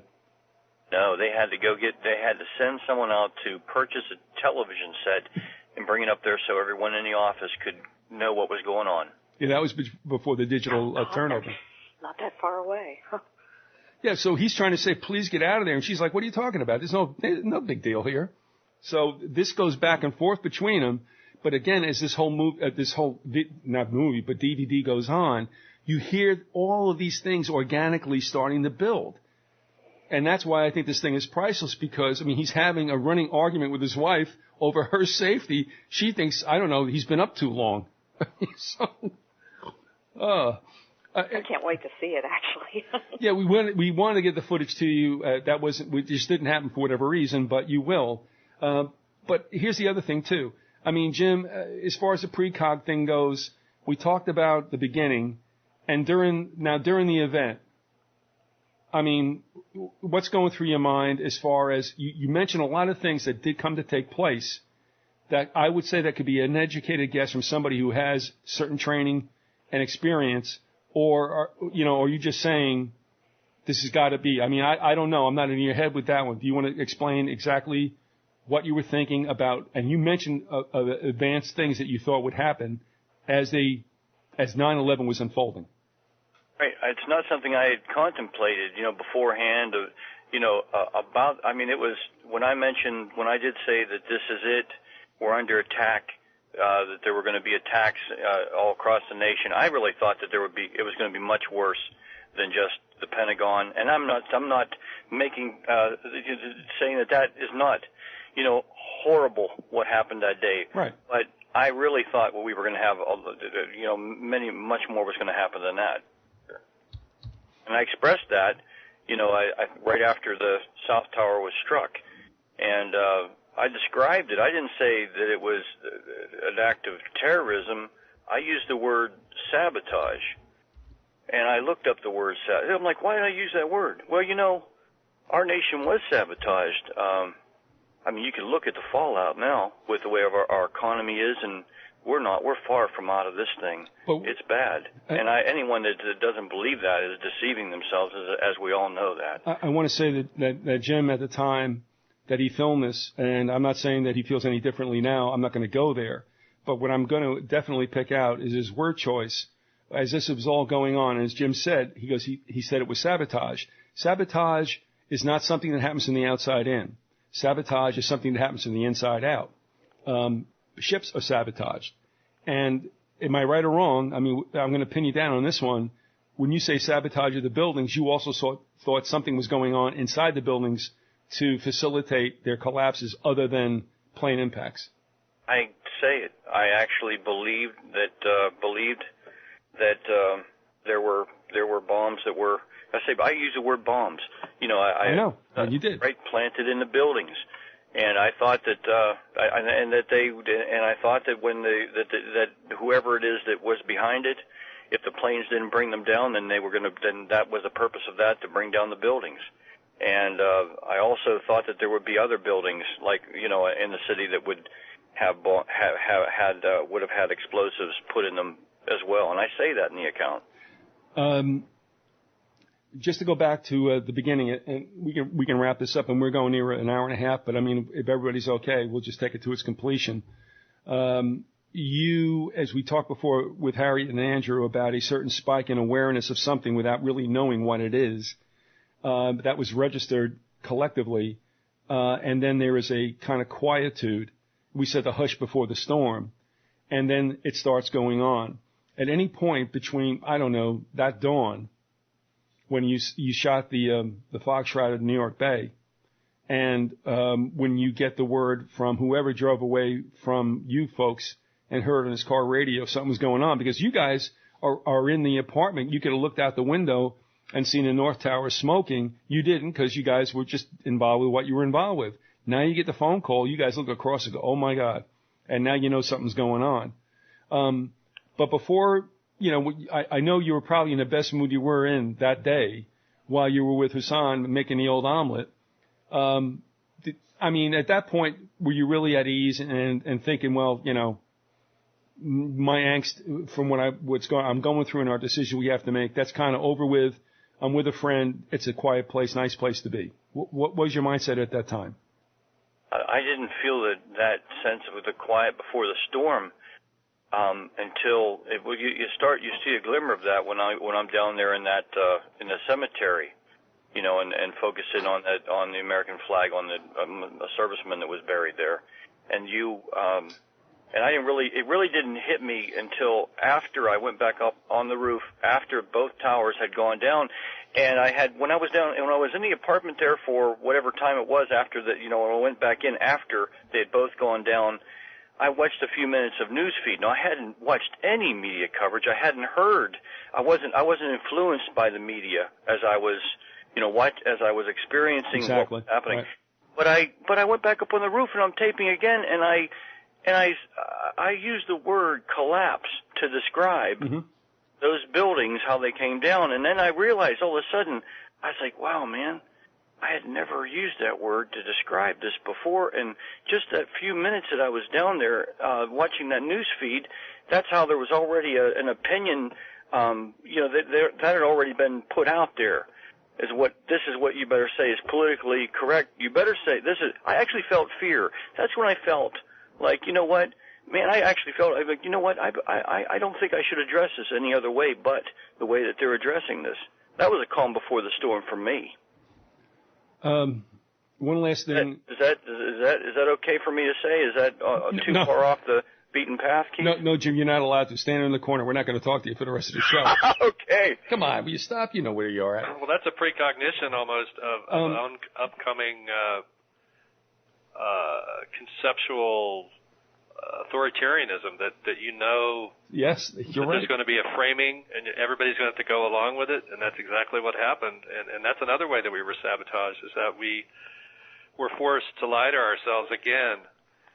And now we've had 10 years of everyone lying to themselves about what happened. And during that time, Homeland Security takes over the country, and we have to have our balls gripped when we go through the airport. It just pisses me off. But no, Andy, that's a really good point. And this is not unlike what happened, I have to say, and I'm not going to go into this, but historically you can look back. Same stuff after Pearl Harbor, same stuff after the Lusitania, same thing after the sinking of the Maine. As time goes on, they soften a little bit, but we're seeing the same stonewalling and then the aftermath. But, and I want to just share something with you also. Annie, as we are speaking, I just sent you the link to all those images that we have for 9/11. But what I did was, and Jim, you'll appreciate this, I prefaced that, and you've seen that page, but I used Psalms 35:19. It said, "Let not them that are mine enemies wrongfully rejoice over me, neither let them wink with the eye that hate me without a cause." And that's what I believe happened with a lot of this about 9/11. It was their little wink in an eye. They're not very nice people who did this, and that's what we're stuck with, unfortunately. Harry, what I did want to ask you also, and that is, I had said to you about youth, about seemingly, I know that I had incidences, and real quick, I just want to tell you one. I'm 11 years old, and I'm going to pitch this day in Little League. And I tell all my friends, I had a dream last night, the 3 balls will be hit right back at my face. And it happened. Yeah. And after the second one, my friends are freaking out. My teammates like, oh, my God. And I'm looking, I'm going, no, that only tells me I got to be ready for the third one. And it happened. Yeah. But, I mean, that's just a real banal example. I understand. But here's where I'm also going to go with this. Those dreams ended. My deja vu moments ended. And I don't know about the three of you, but it seemed, for whatever reason, that the deja vus I felt, at sometimes very frequently, even into my 20s, all this seemed to go away. I mean, can you hazard a guess about this? I mean, not that it's necessarily, you know, in that type purlieu of yours, but it's almost like I got disassociated from my other self. That's what I guess what I'm saying. That's exactly what happened. That's the way I would absolutely phrase that, is because when you think about how your life became busy, all that stuff got pushed to the side. Because I've had fewer and fewer premonitions myself in the last 10 years because, you know, I started a business. You know, 2 kids in college. It just, life gets in the way. And like I said, we, along with, you know, Western Europe and Japan and other countries, we live in that civilization that's just so advanced that we forget who we really are, which are soulful beings. And, you know, we slipped away from that. And when we catch glimpses of that, it's really a wonderful thing. And we talk about it like it's such a rarity, such an oddity, and actually it's perfectly normal. And, you know, we're talking about it on paranormal shows like, oh, gosh, it's so weird because it's paranormal. Well, do you realize that if you were in another society, you'd be weird if you weren't talking about it? Yeah, good point. Everybody's uptight on the in the historically Anglo-Western countries. Yeah, don't be in touch with yourself by all means. Yeah. Jim, let me ask you something. I mean, from that time onward, all right. First of all, let me say this. I haven't addressed this, and this is something that should be pointed out too. You took a lot of heat from people for why you sat on the video for 10 years. I have no problem with it, even if I didn't know you. It's like, okay, so what? But of course, those people are kind of like bottom feeders anyway, and we've been through this, you and me. But, I mean, have you gone through anything with any kind of foreknowledge of where this is all going to go? Or have you pretty much put it in a box because, you know, what you went through the 10 years of not revealing it have just kind of like honestly stamped it right out of you? Well, you know, right. I'm going to see if I can bring a little balance to this, and because you'll know why in just a moment. Sure. You know, there was a plane that went down in November 14th of 2001. Yeah, New York. Yep. You know, that plane. The numbers on that plane that day came up both on the midday and the evening drawing of the pick 3 in New Jersey. Oh, jeez. I had this knowing at that time about, all of a sudden I knew that everyone was focused on those numbers, and they had actually caused them to come out. And that was the last day that New Jersey had, at that time, they stopped having, after that day, the mid and the evening draw. And so then, because of my situation being so powerless because of these surgeries I'd had and being disabled, I thought, you know what? Who's it going to hurt if I go ahead and start focusing on influencing lottery drawings? So I started exercising that influence. And there are things that we can do that we know nothing about, there are. But you know what? I didn't realize, hey, this isn't something new. There are people out there that are doing this. Well, those people, when I started messing up lottery drawings for them, just practicing, they're connected with spirits. We didn't mention a spiritual aspect, but you call them fallen angels, demons, whatever. They cursed me, and I got nailed. I got nailed so bad that someone else, if it wouldn't have been for Yahweh's grace through Yeshua, our Lord Jesus, they'd have been fried, man. They would either committed suicide or been locked up in some padded room somewhere, which is what they probably intended to do with me. Now, Yahweh had mercy on me. And believe me, I drew near. And my conversation then was with the living God for years, man. Now, I was disabled. I'm at home. You know, my wife is working. But I'm telling you, man, I'm fighting for deliverance through Christ. And what happened after that? You know, you can see that video would be the furthest thing from my mind. And then things started happening because we've talked about how you can have a knowing of something, precognition. Mm-hmm. But then I'll give you two examples, two pearls. You know, with Lance Armstrong. Now, I'm telling you, my conversation is with the living God. I'm in the Word, listening to the Bible, audio Bible, day and night. I'm sleeping with it on my ears. That's how close I'm drawing near to God. And, you know, Lance Armstrong, before he won the fifth Tour de France, I was in prayer for him to win it because of all those children out there that are diagnosed with cancer. And you got some doctor in a smock, you know, and he's exercising faith, telling the family members, you know, your child only has so much time to live, and they buy into it, and everybody exercises that faith, you know, and it's a killer faith. Well, you know, there are parents that come against that, and I wanted them to have. Look, God knew that about me. Anyway, I prayed for him to win that year. In the Pyrenees, he fell down. He was behind even that day. He fell down, got back up, and he won the race from that point on. But as he was riding up that mountain in the Pyrenees, I asked Yah, I said, please, the number of completion be number 7. I said, may it be that he could win this 7 years in a row and give a testimony that when he does win it, to give you praise. Well, look, everything happened just that way, except that he didn't open his mouth to give praise that day. Another thing, Hurricane Isabel, I'll give one more. Here's a Category 5 hurricane. It's sitting out, it's ready to go ahead and dump its load on, gosh, help me out here, Keith. Puerto Rico. We got the Weather Channel. They're waiting, man. They're like, you know, they're waiting to see this death and destruction from this massive hurricane. When I came into prayer about that, I'm going to let you know what I'm saying is these aren't things that I saw coming. They were things that were going to happen. And the living God changed the direction of them. He changed the direction of the hurricane. Then it was coming towards us, and it was still a Category 4. And look, you know, he brought the thing down to a tropical storm, and it's rare that I ever heard the voice of the Holy Spirit. But you know, I said in prayer, I'm like, maybe they'll turn their hearts to you. Well, and the Holy Spirit spoke to me and said, do you really believe they'll turn their hearts to me? But he took the power out of that thing. What I'm trying to say is, for the years, Keith, this account was the furthest thing from my mind.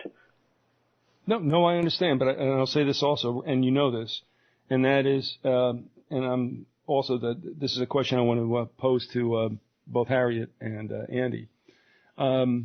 The thing I realized when things are going to happen, and here in Pasco County, we were right in the eyes of the first hurricane. And excuse me, I can't remember which it was. I think it was Charlie. We were, myself and my old former broadcast partner, Harry, were volunteering up at St. Leo University to do what we could. And we got flagged down on our golf cart. We were going between campuses which were being used for housing of folks who wanted to get out of where they were. And we flagged down, and the individual said, it's coming right down for us. This won't mean anything to you folks. It's okay. But, I mean, it was just going to come to the west of us by 7 miles, which means we were going to get our butt kicked. And that was my house. That was Harry's house. I mean, there were lives on the line, and we just looked at each other. And it's one of those things where you say, okay, now I got to just get myself emotionally prepared that there may not be anything I'm going back to. I can only tell you, what that felt like. But I will say this. In all these situations that take place with tornadoes and people saying God had grace on us and spared us, well, that tornado went out and ripped some other Christians up or other people too. To me, it's like the Lord in anything. What will be, will be. The rain falls on the just and the unjust. And I understand what you're saying, Jim, too. It's just that I've always known that in some of these situations, somebody's going to pay. And that's quite the case as we've seen, especially this summer. But here's what I want to bring to this also. And Jim and I are the Christian faith. I know that Andrew and Harry, I'm not sure where you're at, doesn't matter. Because the one thing that seems to always work, and the medical community is always kind of like fascinated by this, but any kind of prayer or meditation, or I would even say well-thinking, seemingly has a very propitious effect on those that are afflicted. Can you speak to that at all, Harriet? Oh, absolutely. I see it every day in my healing practice. And what I will do is I will ask the person, are you a person of faith? I'll ask them what that faith is. And I'm well studied in just about every faith that's out there. And I will absolutely gear the course of their session toward, what their faith is. And I really encourage them to use it in their healing. And so, yeah, I mean, it doesn't matter what you are or who you are, as long as you have something and believe in something that's higher than you, bigger than you, there seems to be quite the healing effect. Andrew, I don't want to cut you out of this also. I think you're a Buddhist. I'm not sure. Are you? A lot of Buddhists, you ask them that question, and they say, well, there's no such thing as a Buddhist. or they'll say 1,000 Buddhists, what's that quote? 1,000 Buddhists, 1,000 Dharmas, meaning each person has, because of their limited, because we live in a relative state, not in the absolute state where we have complete connectivity with others, we're all living in our own little box to some degree, and therefore our conception of what we think is going on is limited. Okay. So, but I did start off my life as a Christian, and I attended all kinds of different Christian churches and had the experience of being saved and had prayers answered and all kinds of things like that. And I think, I did later got introduced to Buddhism, and I've sort of latched onto this Garuda symbology because it's manifested in my life, starting with the Mothman and then continuing on. And it is a very similar being to Christ, actually.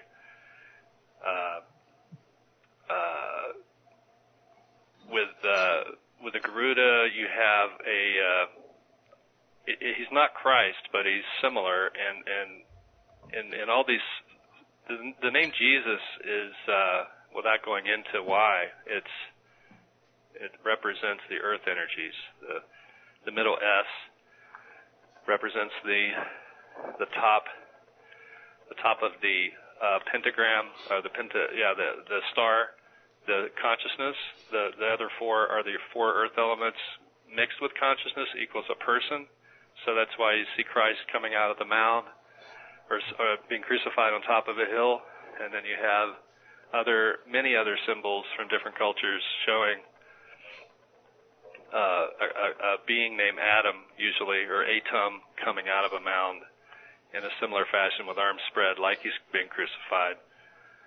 And for me, it's all the same energy force emanating from the earth, but combined with the sky, because it's above the earth. It's on a mound. It's in a flying motion, and so it's a combination of all the elements, not just the earth. So you can't, I'm not saying it's like of the devil or underground or anything, but it is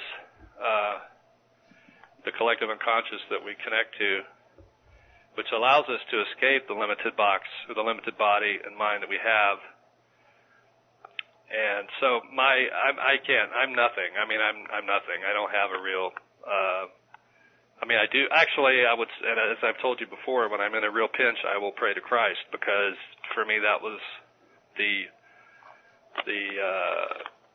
person or spirit that I knew when I was at a early time in my life, when I was being in a formative time, and I think it's real. I don't ascribe to some of the other stuff that people like to tack on to Christ, from the religious point of view, from people that are just being, quote, religious and not being spiritual. So a lot of all the trappings I don't buy into, but I buy into the spirit of it. So.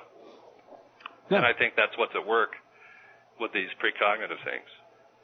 Because that's what all the different traditions are saying about this particular kind of being that's a messianic being. Thunderbird, Garuda, there's a whole bunch of them. They all connect to that part of the mind that's outside of time. And you drop a stone, like you were saying earlier, you drop the stone in the water. Well, that also goes back and forth in time and outwards from the event. So that's why you can have somebody in 1967 having a precognition of something that's going to happen in 30 years or whatever. I'm gonna do a roundup of final questions, final comments. I've never said this to you, Andrew, but for whatever reason, I'm sure this has something to do, with the DNA. but you know, I'm a bird lover. You know, I love a dog and all that other stuff, but I mean, I'm a bird lover. I'm fascinated by them. I got 2 of them jabbering in there right now, and I'm just fascinated by them. I guess there's a reason for that. Let's put it this way: they're delicate. My parakeet can walk across my keyboard and not make an impression on it. That's amazing to me.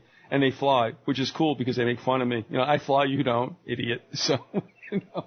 But I've always wondered about the bird imagery because it is so laced into all cultures, and usually in a very good way. And I just find that it's probably a little bit more than coincidence that we had this, I guess you would say, traditional DNA affectation for them. There's not too many creatures that fly, and they are, you know, obviously one of them. Be that as it may, but Jim, I'm also going to throw this to you as a last time around. You know, you've been through this experience. You're going through this experience time and time again now that you've made the DVD available.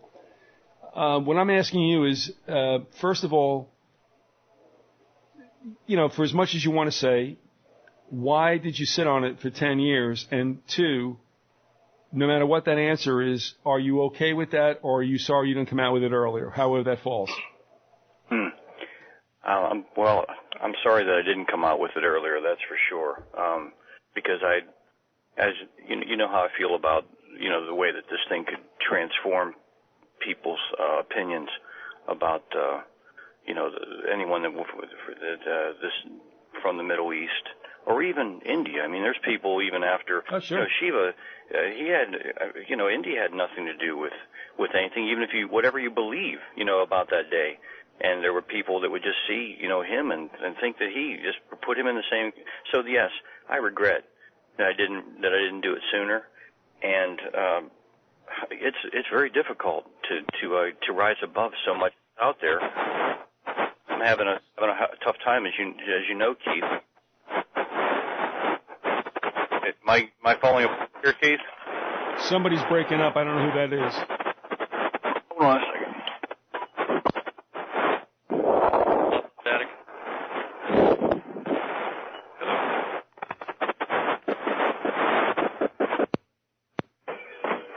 Well, let me ask you, are you with me, Andy? Andy, are you with me? Harriet, are you with me? We lost one of our phones, Viz, so we're going to have to share the phone. Okay, so you guys are there. Jim, are you there? I'm back, Keith. I don't know what happened. Yes. We don't want to, we won't even start there. I'll take that out of the recording. Don't worry about it. All right, picking it up, Jim, what you were saying, finish it off. Yes, I regret that I didn't release it sooner. And it's tough rising above so much that's out there. I don't, you know, obviously, you know, Keith, I don't have the means to get on the search engines, to have that kind of search engine optimization. I think that this account could do a lot of good, obviously, or I wouldn't have released it. I would have buried it. Okay. But yeah, it's strange. It's a phenomenon because, Keith, I mean, where else? How could this even? Is there even a parallel, you know, to someone releasing footage like this in, you know, since the time we've had audio-visual reports from anything? All right, I'll tell you what, Jim. I know you're in a crowded place right now. You had to move out, so if you don't mind, we'll leave it there. You and I will be back again together without a doubt, and we'll pick it up. You know, later on. I'm going to just throw it to Harriet now and Andrew to close it out. Is that okay? Sure. Thank you. I'd just like to thank you, Keith, for having me on. Mm-hmm. Thank you so much. It was nice talking to you, Harriet. Andy. Nice talking to you, too. And I look forward to talking to you again, and you, Andy. Thank you so much. He says so, too. We're down to one phone. Okay. Okay. Thank you. See you guys. All right. Harriet and Andy, yes, as everything tumbles down around us, are you guys okay? Yeah, I'm still here. All right, good enough. You know, Harriet, the one thing I was wondering about, as I look through back history, there are kind of pronounced anecdotes about people who had premonitions. I think one of the ones is, of course, that's famous, and I kind of believe it is in Ballyhoo. I believe it really did happen, and that is Lincoln And I think Lincoln had a good reason to believe he was going to be assassinated. I think Kennedy also had some notions. This might be just common sense and incisiveness. I'm not sure. About the event, I mean, there was even accounts of the hood being sunk, and the Lusitania and such. I don't know that I've heard any other accounts. Maybe it's taboo right now. Maybe time takes that away about what took place with the towers. Now, you've had your own moments. Your mom has had her moments. Both of you know that there was an account of this earlier that you were both privy to. I don't know whether or not the lack of accounts about 9/11 is because they're kind of like censored or told to get lost during this time period and they'll advance later, or whether or not, I don't know. I mean, I can't believe there weren't people who didn't know, like you guys did, that wasn't going on. They're out there. They're out there, Viz. There's lots of things out there like that. So you're saying they're being throttled basically by the mainstream? Well, I've seen them. I've heard different accounts, like the daughter of the Albuquerque Fire Department chief who had a precognition of it. Just all kinds of stories have come out here and there, but maybe in recent times that's dropped off the radar. Harriet, you've heard Jim. He still, believe me, he still has problems. Yes, he's traumatized, clearly. And you know what? The thing is, understand something. He's trying to go into forums, and I warned him about the sharks that are out there because they're bottom feeders. And they all look at him as having some nefarious reasons, and he's selling the DVD at top price at $25.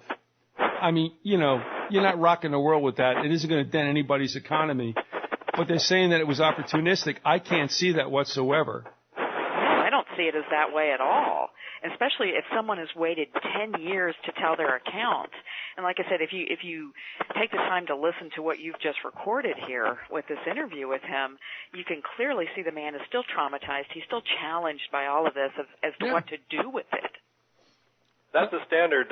That's a standard thing in the when you do conspiracy research. You run into that all the time, where people are trying to accuse you of being a profiteer, but they won't say that to anyone who's pumping out the kind of propaganda that they agree to. Right, exactly. There you go. My guy's okay.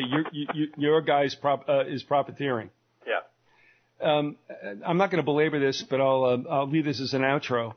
When I did a live show this last Saturday night, one of the things we tabled was, how do you deal with people with history, the vanillized, the sanitized stuff that we get in our history textbooks and mass consumption published books, against the suppressed works and sometimes the accounts you can find in newspapers that they've more or less covered up as time goes on. 9/11 is a great example, and I did a lot of stuff down that way. But I mean, you know, this is what we're faced with what are you going to believe, the mainstream or what really happened? You know, I've had this with 9/11 and a lot of things, even with the founding of the country, and it's not a pretty situation, but, you know, this is what we do. So what I'm asking you guys also, in parting, with whatever comments you want to make with regard to what Jim did, I mean, I see nothing nefarious with him, but man, he has drawn so much heat from people. I mean, I can't even understand why they're upset with him. And he doesn't even want to get conspiratorial. I mean, if anything, I'm the reason why he's gone that way. And, you know, I feel badly for him. But, you know, Andy, I'll throw it to you first. And Harry, you can make the summation for all of us. Andy, you've been involved in this so long. You know, I guess you get kind of used to it. When you're on my show, you often come on too. I mean, and we talk about a lot of serious matters. I mean, not serious, but I mean, matters more germane to the public.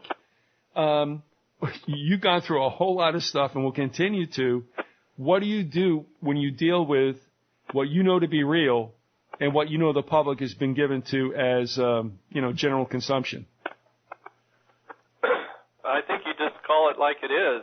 Like with this recent Mothman documentary that came out, the director tried to say on the radio that if there's no pictures of, there can't be any pictures of the creature, anybody that says they have a picture of something in a window can't be credible, and it's just a direct attack on somebody like myself who's written many books on the subject and has put far more time in it than he has, and didn't do it for profit, whereas he did.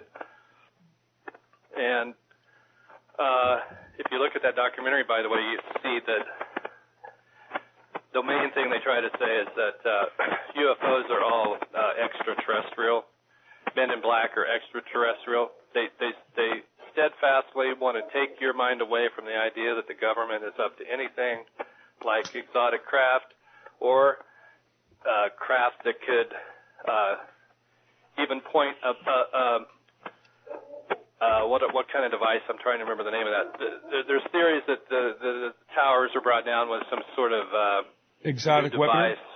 Exotic weaponry? Yeah, exotic weaponry. Anything like that, they try to steer you away from.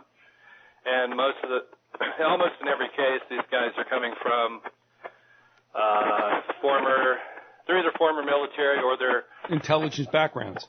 Or they're being funded. You never know where their money's coming from. But you can usually trace it back to the Bushfellers or the big oil or something, and you just call it like it is, and you just say that's BS and keep going.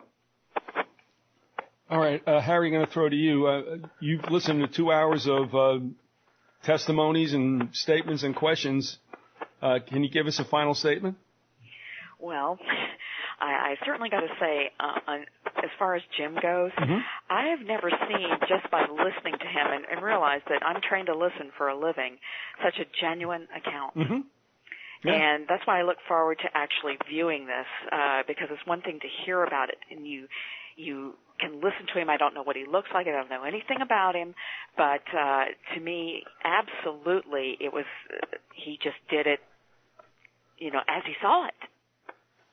And it's got to be amazing to hear because, like you said, there was no influence on him. No. He wasn't watching TV like the rest of us were. No.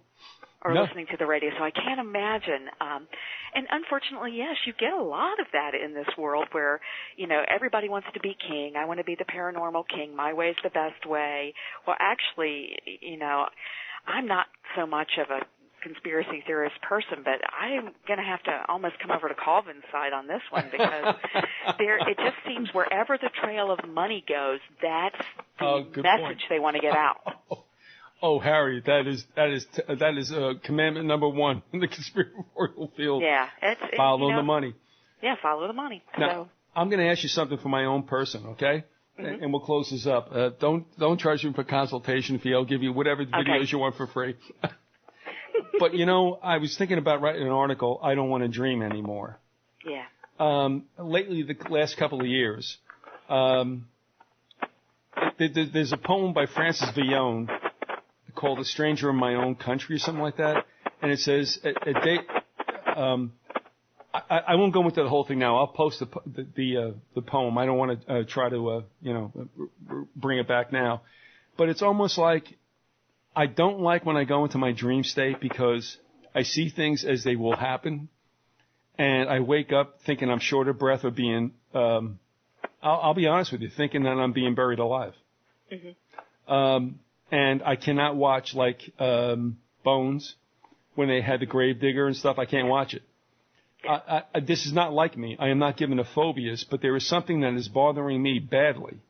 And I believe, one, it's because I've done the research I've done, and two, I don't know. I mean, I'm as susceptible to paranoia as anyone else is, but I think there is something that's happened to me. It says in Scripture, for much wisdom there is much sorrow. Right. I'm not going to call it wisdom. I'm just going to call it experience. But I just wake up some mornings and I go to the pot and I think about things I want to write. And one of them is I don't want to dream anymore. Is that healthy or unhealthy? I think it's a good thing because, remember, dreams are always a metaphor of what's going on a subconscious level. So you have to think about being buried alive. What's suffocating you? What's sucking the life out of you? What is drawing on you? You're asking that rhetorically, right? Exactly. That's what you have to think about because that's generally what that's a metaphor, being buried alive, is you just feel like everything's piling in on you. And that's what you need to take a look at. What's piling in on me? All and right. I think it'd be very therapeutic, actually, for you to write that. All right, and I was just going to ask you this because, to a certain extent, Andy knows too. I wear a little bit of a different hat when I'm with Andy, but that isn't necessarily the case, and that's why I love him coming on, because he's allowing me to also go from, the paranormal, which I don't believe is bogus at all, into also kind of like my world, and I appreciate that. And actually, as I've told him, his show makes more sense than the other ones who were supposed to be polemics, experts. Yeah. But I mean, and I'm going to say this on air because I don't know what's going to happen to me. But I don't know why that happened in the last couple of years. The show doesn't really get any more traumatic on me. I just don't know if I'm coming to some kind of end that I don't realize I'm coming to. I ain't making a big deal about it. But, let's see, late last week I woke up like thinking I was suffocating. I had to get up and walk around. Mm-hmm. Besides my own little paranoias, which aren't really or shouldn't be that great, I honestly, the things that I know, I think sometimes I suppress them during the day because I like to be a funny kind of guy. I mean, that's just what I'm at. Mm-hmm. But that's kind of an act also. And then when I go to sleep, you see, here's the point. I can't put on a show. I can't fake it when I have to go to sleep in my subconscious. Right. So, I mean, if you don't mind, just lay a prognosis on me, however nasty it could be. I'm okay with that. Well, I will tell you just, again, based upon thousands of hours of therapy sessions with other people, what I generally see when I see someone suffocating, drowning, or whatever is they're overwhelmed by something. It may be what some person, or some people might consider to be minor, might be very major for you. It could be of a personal nature. It could be of a work nature. It could be of a soulful nature. Maybe there's an internal shift taking place with you, and maybe on some level you're getting ready to move in another direction because whatever that you're doing now, whatever belief system you may have, if it's at a subconscious level, it's not serving you. So you feel on some level that it's suffocating you. So in my opinion, if I were to read this, and by the way, if you believe in prophecy and everything, I can tell you you're going to be fine. I don't sense at all that there's anything going on bad there, but I think there's probably a major shift coming up for you, but I see it as all positive. I don't see anything negative here. And we like you for that, Harriet. Yeah. I mean, generally, if you want to get kind of airy-fairy about it, you're going through a growth stage. Oh, great. Sometimes they're very painful. Oh, great. I'm old as dirt and I'm going through a growth stage. Well, I'll tell you what, as far as I look at my appendages, it ain't happening. All right. All right. Yeah, Colvin, shut up. All right. Listen, this is the end of what I think is just a great interview, and I thank you all for being there. None of you know who each other were. I mean, obviously, Harriet and Andy, you have a history, but Jim really wanted to come on and do this, and I thank you for being able to deal with him. I've been looking for that for a long time, and I think we worked out rather well. I mean, let's put it this way. Above all, I don't care what anybody else understands except that it was honest, and that's one thing that always happens here. So thank you for Jim, and also, Harry, great always to hear from you. Colvin, thanks for having me. Colvin, not so much. Anytime. All right, before I go, Andy, I owe you, colloidal silver stuff. I'm sorry, but I tell you what, you're going to like it. But for the both of you, listen, have a great time in Ohio. Safe trip back to Washington State, Andy. And I hope we'll, catch up with each other sooner or later. And again, really, thank you very much. Okay, take care, Riz. Thanks, Riz. Adios, guys. Right. Bye-bye. From Lucifer. What we're really talking about here is Lucifer, the fallen angel, and they have picked up on this, the Illuminati. And if you take a look at some of the Chevys, now they're called the Illumin, and they have the horns going up in the back of the vehicle, very subtly telling us that something is coming down by the year 2000. It's from Lucifer.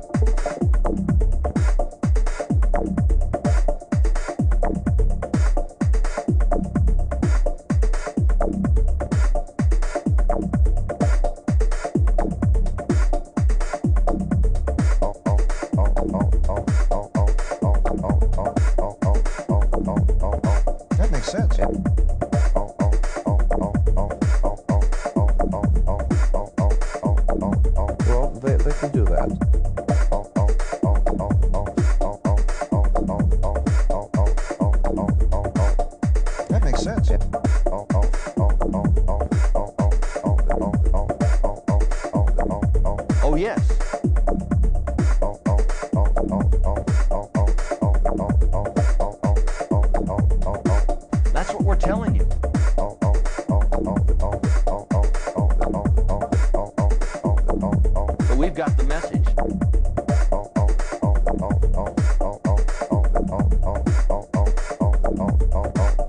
makes sense.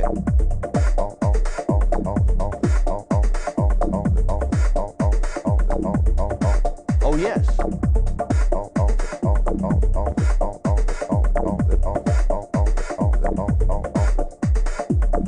The big picture, they want it all. They want to enslave your child, your wife, your mother.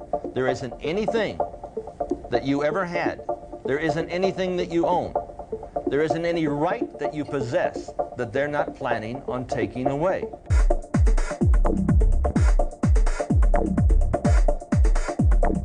Yes.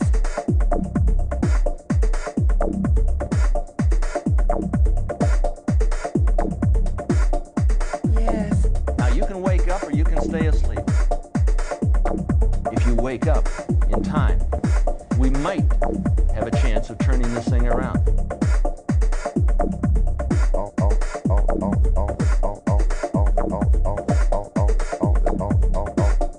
That makes sense.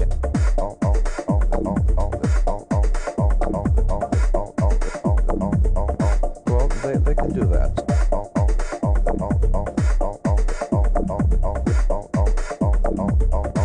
That's what we're telling you.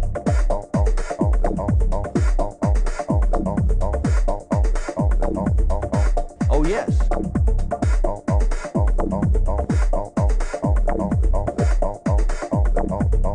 Terry, I don't understand why somebody want to create the chaos. American people are sheeple. That's what this is, folks.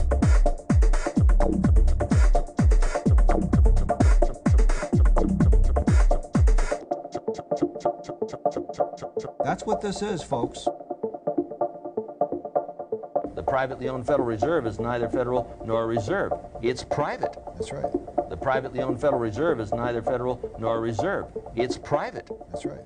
The privately owned Federal Reserve is neither federal nor a reserve. It's private. That's right. The privately owned Federal Reserve is neither federal nor a reserve. It's private. That's right. The privately owned Federal Reserve is neither federal nor a reserve. It's private.